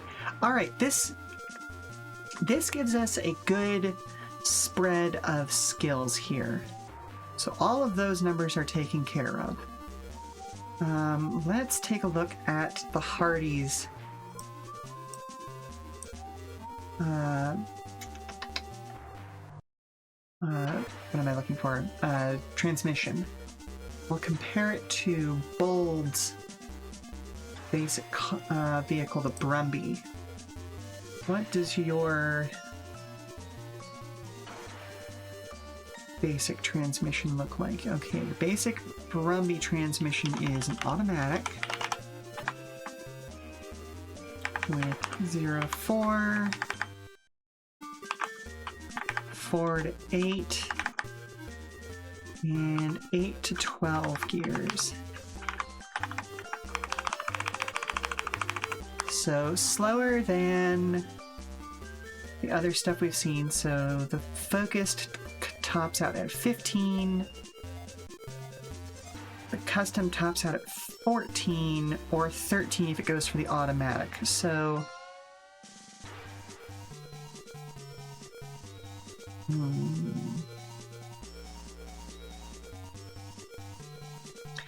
think I'm gonna steal this and make that the Hardy's standard?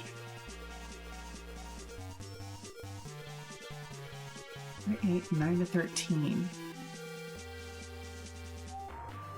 Yeah. Yeah. So that makes it a little bit faster than the Brumby, but it's also going to handle significantly worse because player characters are going to absolutely do better statting than that.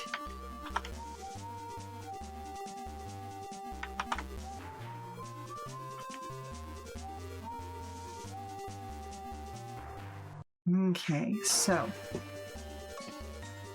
let's see. And then let's go ahead and finish off the stats for the Hot Rod by taking a look at WCMC. No, not the WCMC. Let's go look at the DeFalco. I think it was the Kestrel that was the basic one there. Yes. Ooh, okay. Kestrel's basic is 0 to 3, 3 to 5, 6 to 9, 10 to 13, and 14 to 18. Now, I don't want to make it as good as the player transmission. Like, these are all basic cars. She'll lurk while making food. Hey, fair enough, fair enough. So these are like the basic rolls. So by standard, they're supposed to be a little bit worse than most player cars.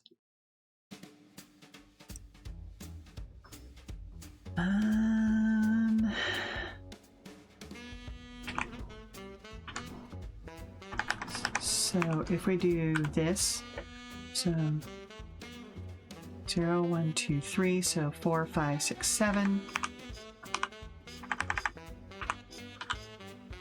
8, 9, 10, 11, 12, 13, 14, 15.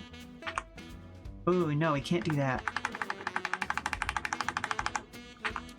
So if we do 0 to 2, 0, 1, 2, 3, 4, 5, 6, 7, 8, 9, 10, 11, whoop. 12, 13, 14.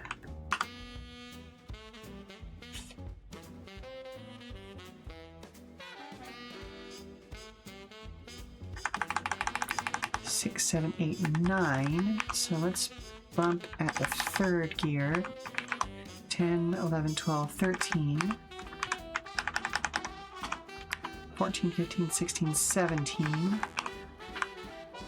That might be a little too much over what's available to the other cars.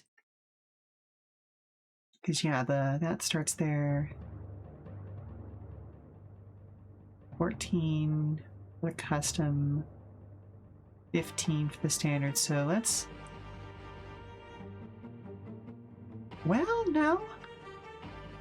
I think that actually works out.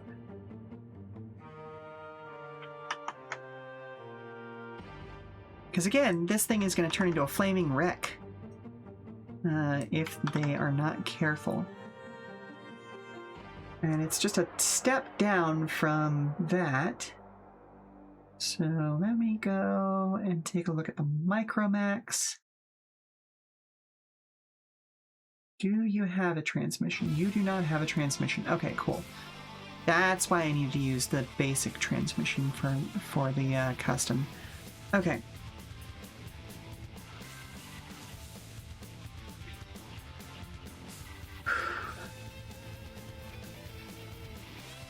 Alright, so let's take a look at the Hardy.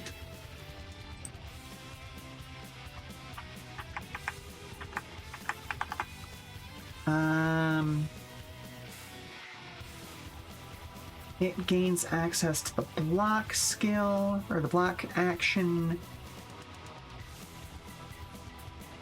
Where is that quick reference? I want to say block is a quick action. No? Oh, block is a full action. Okay.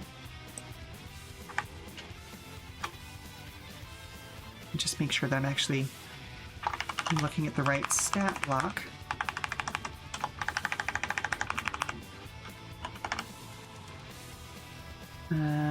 Soft pass and then ease off. Okay, yeah. So remove that nonsense.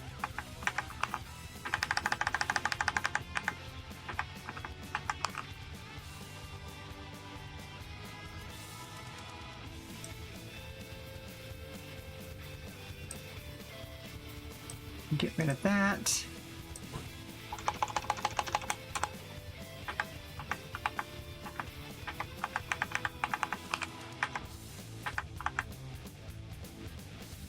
Okay. We're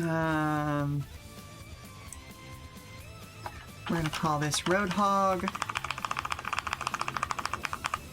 Do a quick check that I haven't used that anywhere else.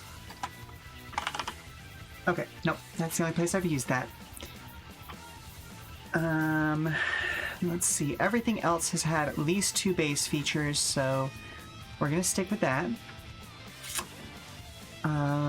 What is a base feature that makes sense here?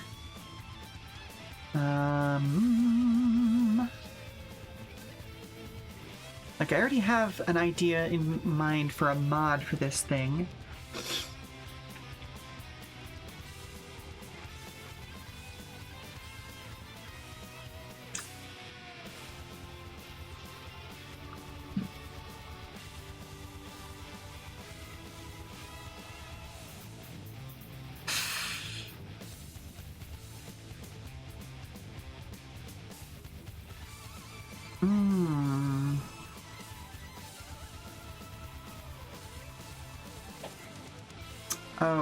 Let's do this as Unbreakable.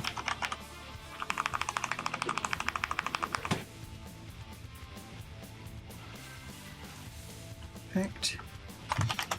First time this NPC's HP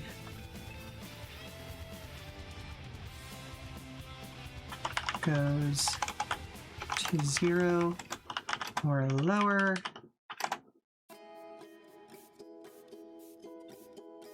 it instead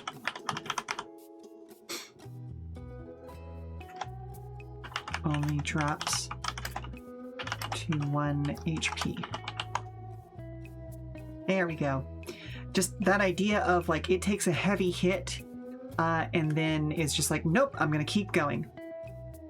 That makes sense for the Hardy. And then let's see, we've used reinforced gear transmission there. Give it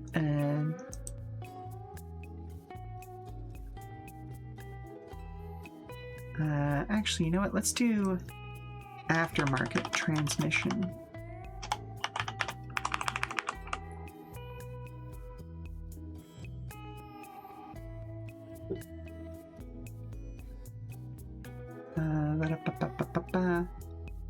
And then we'll do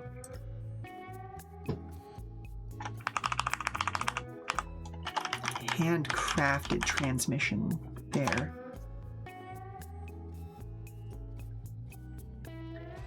So reinforced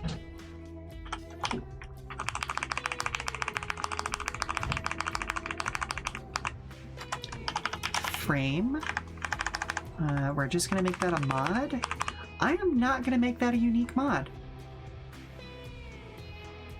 I am instead just going to make it a normal...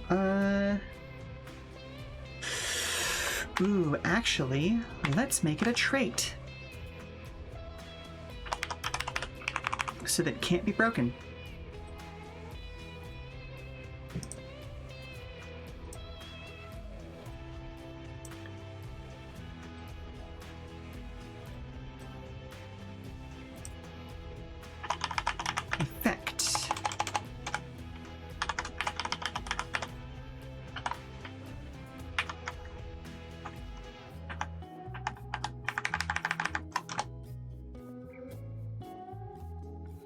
This NPC gains +1 structure.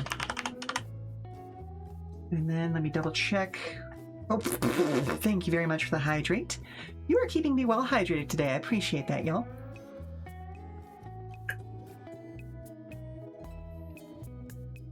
Especially since I'm in overtime.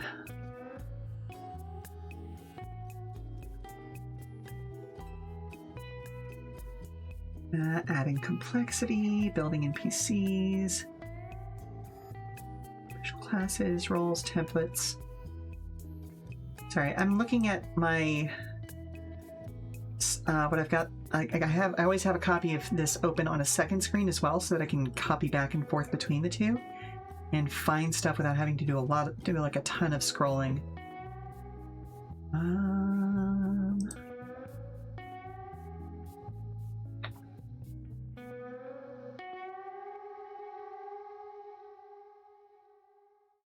Okay, I did already establish that NPCs that have additional structure. However, I'm going to say NPCs typically only have one structure and are out of the race when they reach 0 HP. NPCs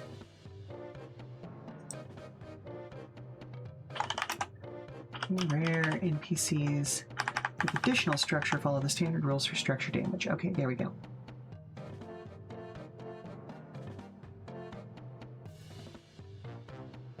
Okay.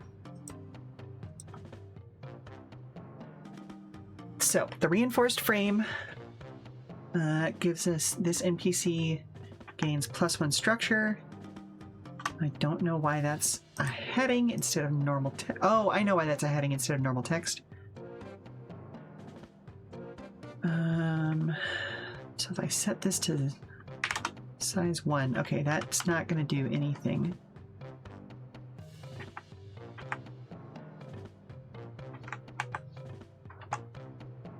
So we're going to do that. Bring that down to normal text size, set that to font size 1. Insert a column break.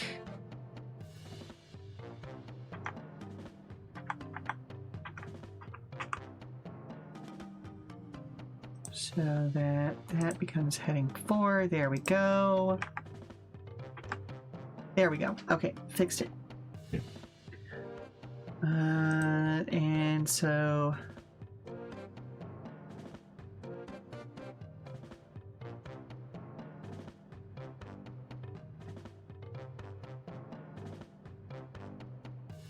there we go.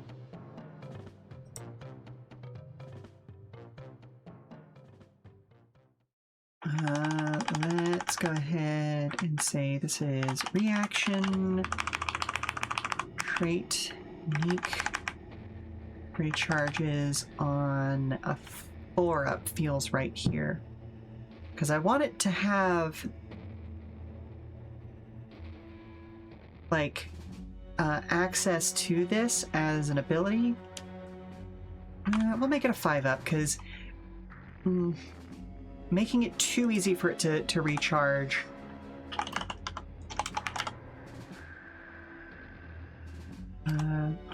this NPC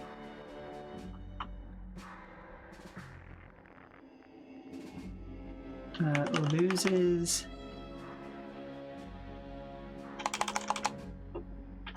fails.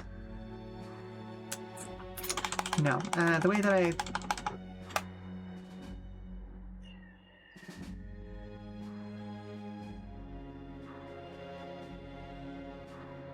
when another character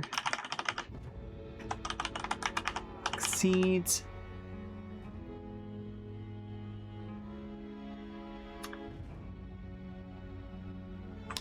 no, okay, you know what? It doing 2 things doesn't make sense, and if we do it just as the damage, then it can happen whether this is the aggressor or the person being aggressed upon. This NPC loses fails a pass check.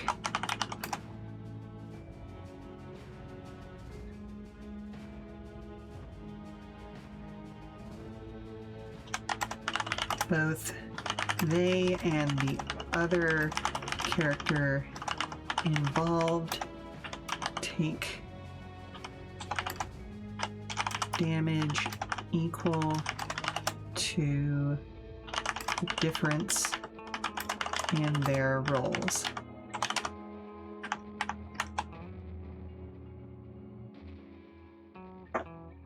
There we go.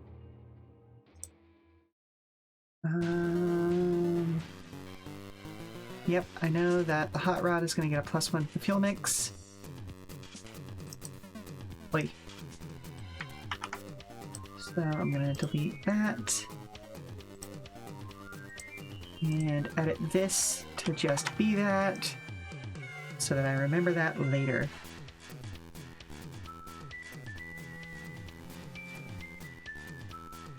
So let's see.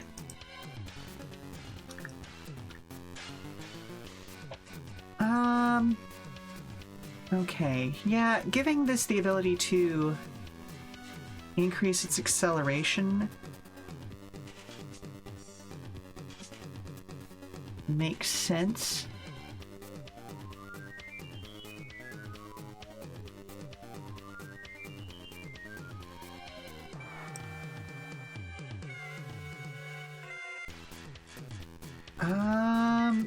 I almost want to say let's do add +2 to this NPC's acceleration and -1 to their handling. Just to kind of give it the ability to push, but make it even worse at handling, you know?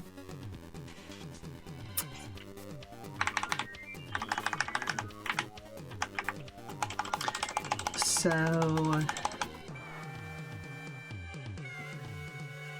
how do we want to, or what do we want to call that?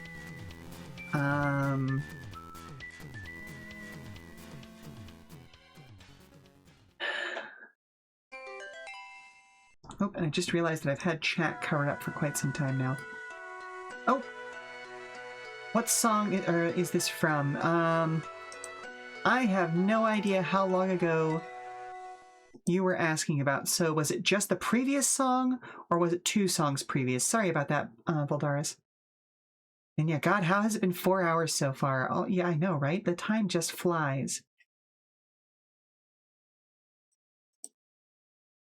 So was it this song? No, that's nothing. That's an interstitial.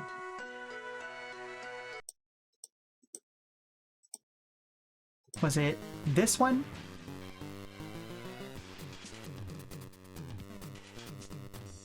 Or before this?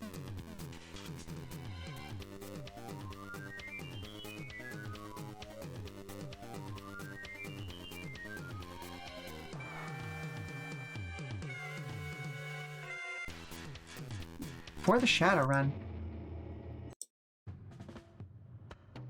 This one?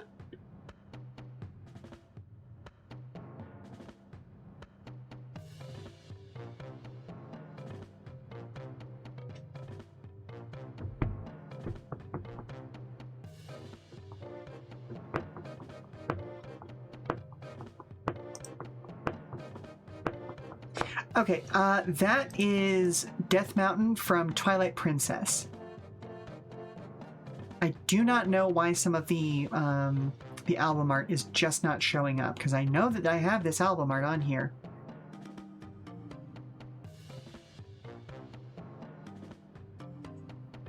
But yeah, this is from The Legend of Zelda Twilight Princess. This was TP's version of Death Mountain. Then we're going to jump ahead. There we go. And that's where we should be now. So let's do unstable boosters.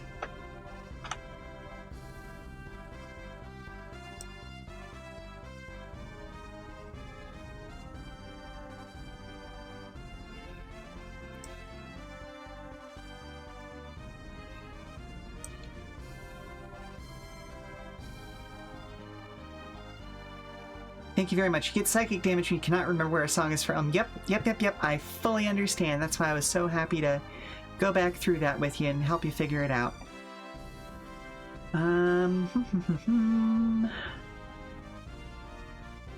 Let's see.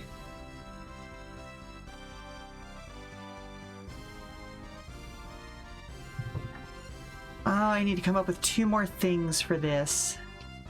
And then I'll be happy for the day.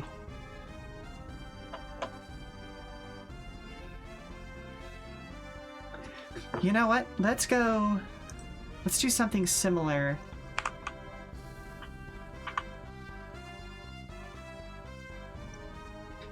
So we'll add +4 to this NPC's HP and -2, or no, +2 to its drag, +1 to its drag.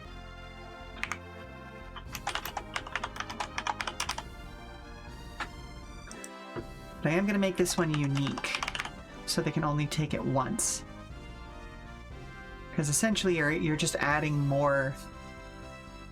We'll say +3 to the NPC's HP.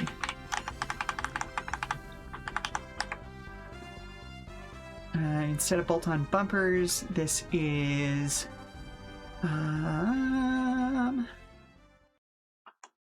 armored paneling?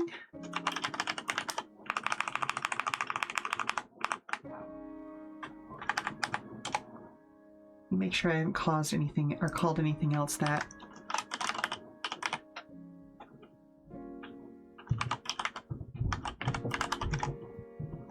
Oh, I sure did. Back on the bold McKinney. Okay, so that doesn't make sense here then. Plus making it a unique mod doesn't make sense. Okay, so let's try and think of something else.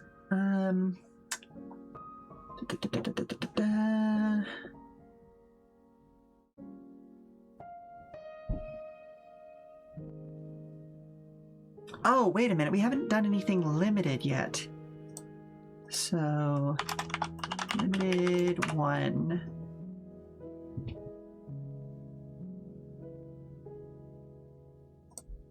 And I'm pretty sure limited is what is affected by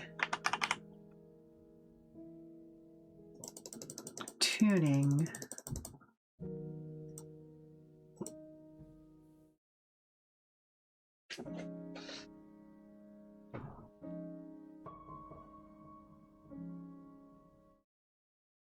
Yeah. Oh, thank you very much for the coin toss.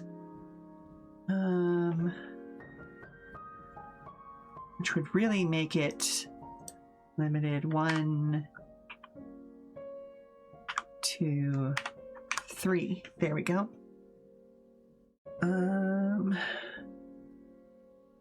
Got to try the slots again. Hey, fair enough. So, okay, essentially what I want to do here is it's just going to shirk damage. It's going to say, nope, I take nothing.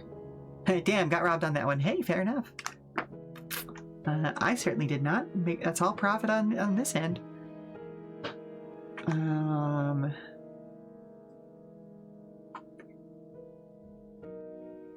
Oh, hang on. Did I do ablative paint anywhere? Paint. Nope.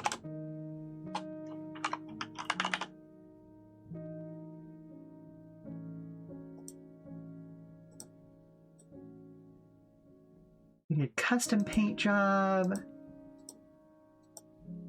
No, okay, cool. So I'm going to call this ablative paint because I think that's funny.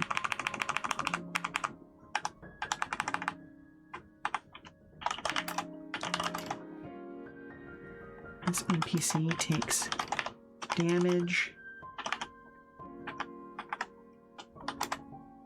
Spend 1 limited and ignore the damage. There we go. Need help in your gambling addiction with that attitude. I mean, listen.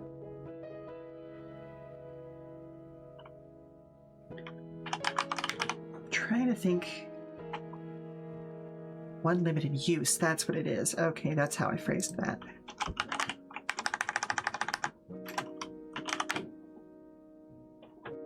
Okay, so we got one more mod to figure out here. Don't want to do anything that adds more weight.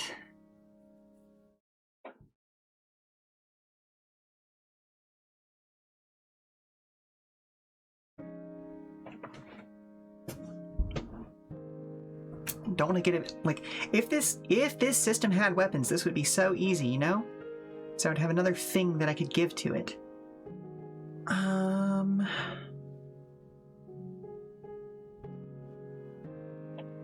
Let's see.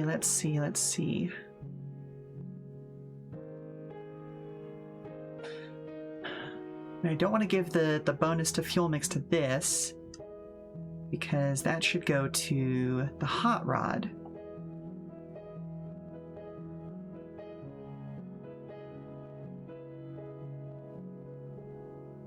I guess I could flip what's on this one compared to everybody else and give it a manual transmission as an option.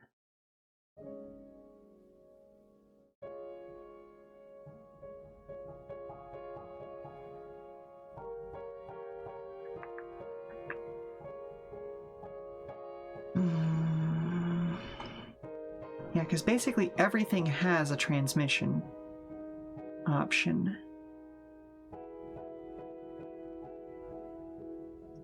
So let's do that then.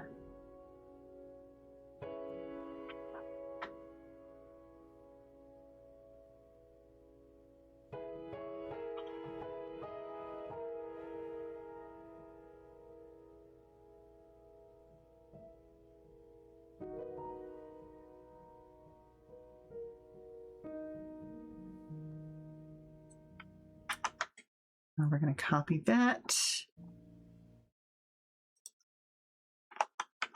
Bada bing.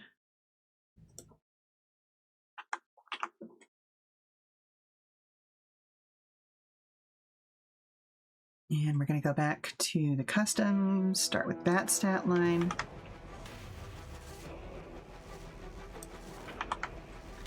Yeah. Oh. Nope, that's wrong. Ah. Hang on a second.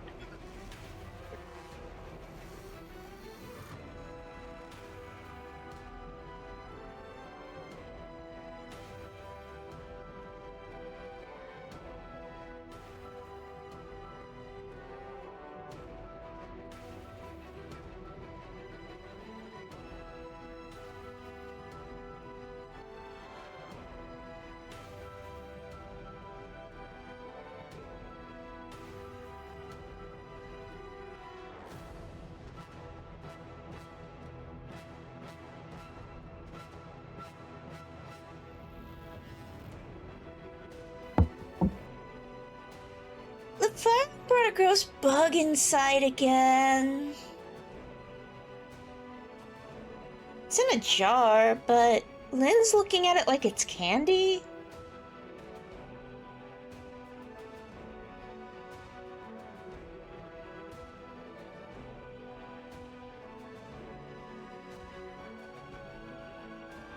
All right, sorry about that, sweetie. Yeah, I did hear you. Okay, I'll be with you in just a moment.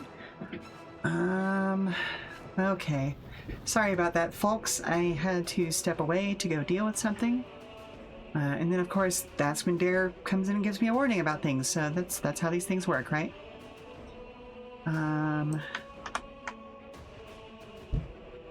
So, unsure what stats to affect. We have a difference between stick and flappy paddles. So, okay, yeah. That is accommodated for on a couple of the, like the driver cars. These are all NPC vehicles.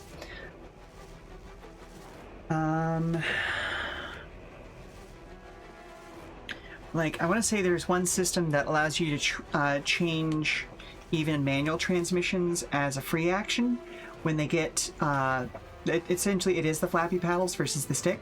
More handling since both hands are on the wheel with flappy, but stick could do something for being able to shift during turns. So, okay.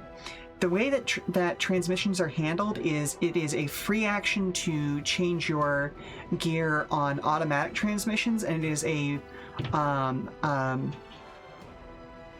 what is it? A simple action? No, quick action to change gears with a manual. And yeah, the flappy paddle allows it, even a manual, to be changed as a free action instead. That is accounted for. But again, that is a player option, not a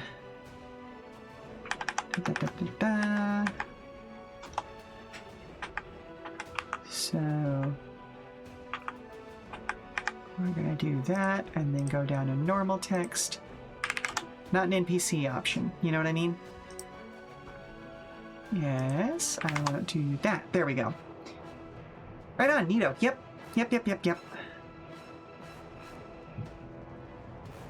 And then I'm going to get rid of this table. There we go.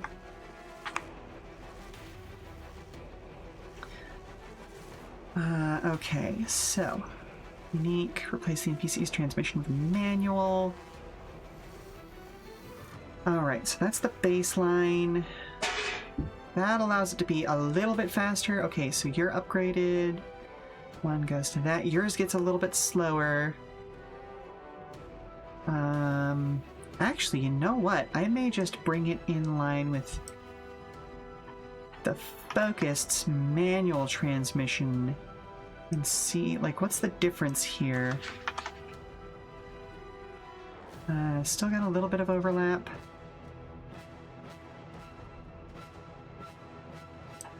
What if instead of overlap, 3, 4, 5, 6,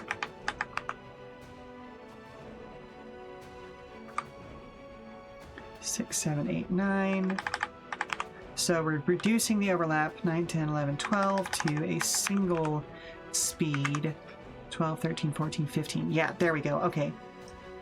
I like how that feels because that's a trade-off at that point. You've got less overlap, but a higher speed overall.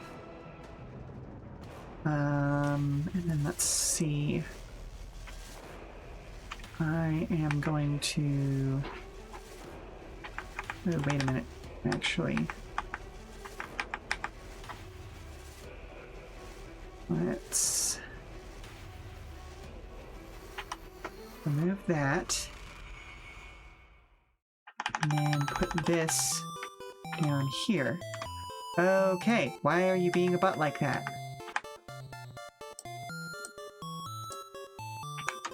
Hello, Circuit. How are you doing today?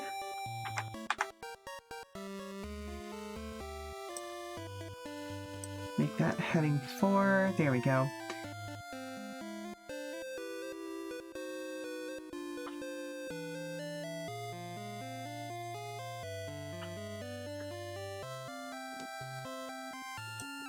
You have actually just come in right as I was about to be done with the stream, as is tradition, because I wanted to get to the end of this one and then pick up with the hot rod next time.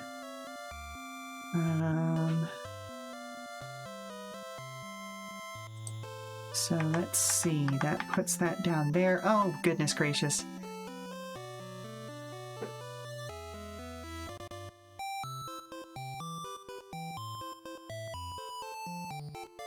PC fails a pass check.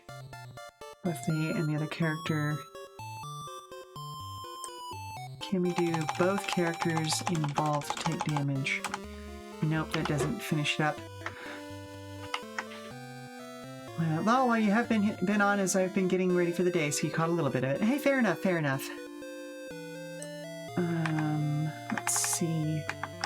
I guess I could just do that. And there we are. So, what I'm going to do is... Oh, wait a minute. We never even did a new description for the Hardy. Ah, beans. Okay, well, hang on. I'm going to hit the snooze and make sure I don't get pushed to commercial break. too quickly. Because we have to at least finish this part.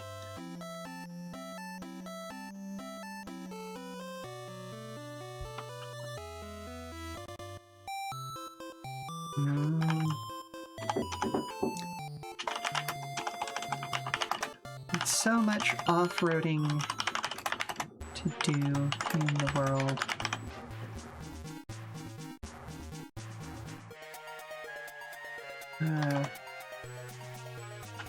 Of course there are drivers who... Oh, hang on a second. Food is complete. You're back. Fair enough. Welcome back, Thaldaris. We're just finishing up for the day because I want to get the Hardy's description done, and then I'll leave a note for myself to come back to the hot rod next time.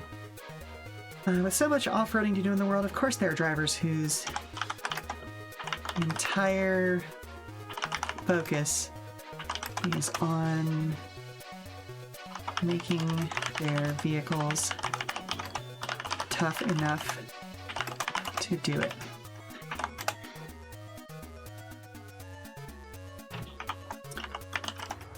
Such high body scores.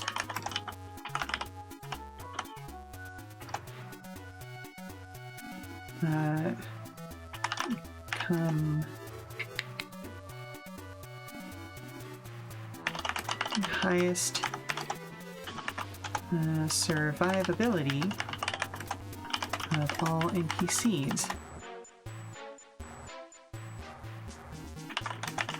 This also means lower speeds and higher drag as well.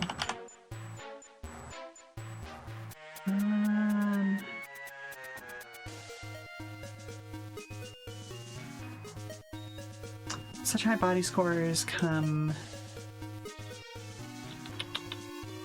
No, hang on.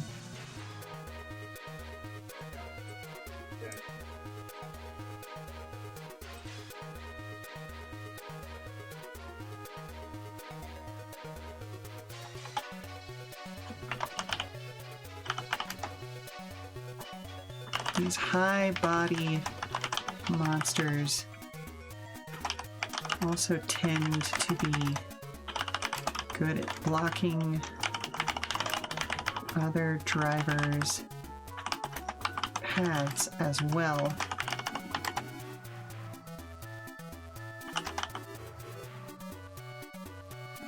Steer clear or get run off the road. Or risk getting run off the road.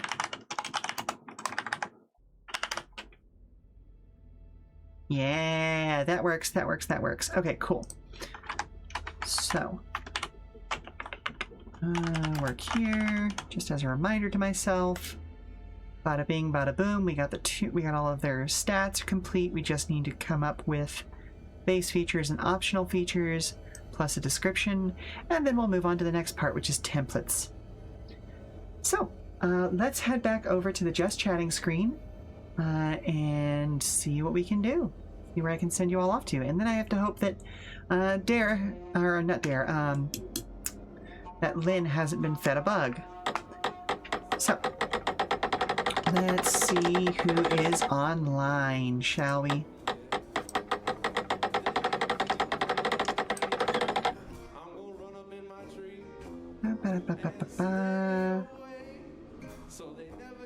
Oh, Rosalia's online playing Breath of the Wild, actually, so we'll probably raid out to her.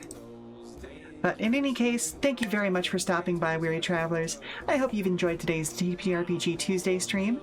It's been lovely co-working with all of you this week. I'll be back this Friday, November 14th, to continue the main story quest of Final Fantasy XIV Dawn Trail.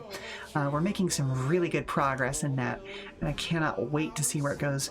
But for more information about future streams, keep an eye on our Blue Sky at Come and Go Tavern, where you can find announcements and daily check-ins from the Come and Go. I've been your hostess, Sheela Ornthalis, and if you need to prop your feet up for a little while longer, we've got some more entertainment coming up soon via a raid. So let's see what Goblin Paladin Rosalia is up to right now. She is mid-game, so this is the perfect time. Let's go ahead and raid out to her. I will talk to you all next time. Ta-ta for now. Bye. Bye, bye, bye, bye, bye, bye, bye, bye. Oh, hello? Doop. There we go. Bye. Mwah.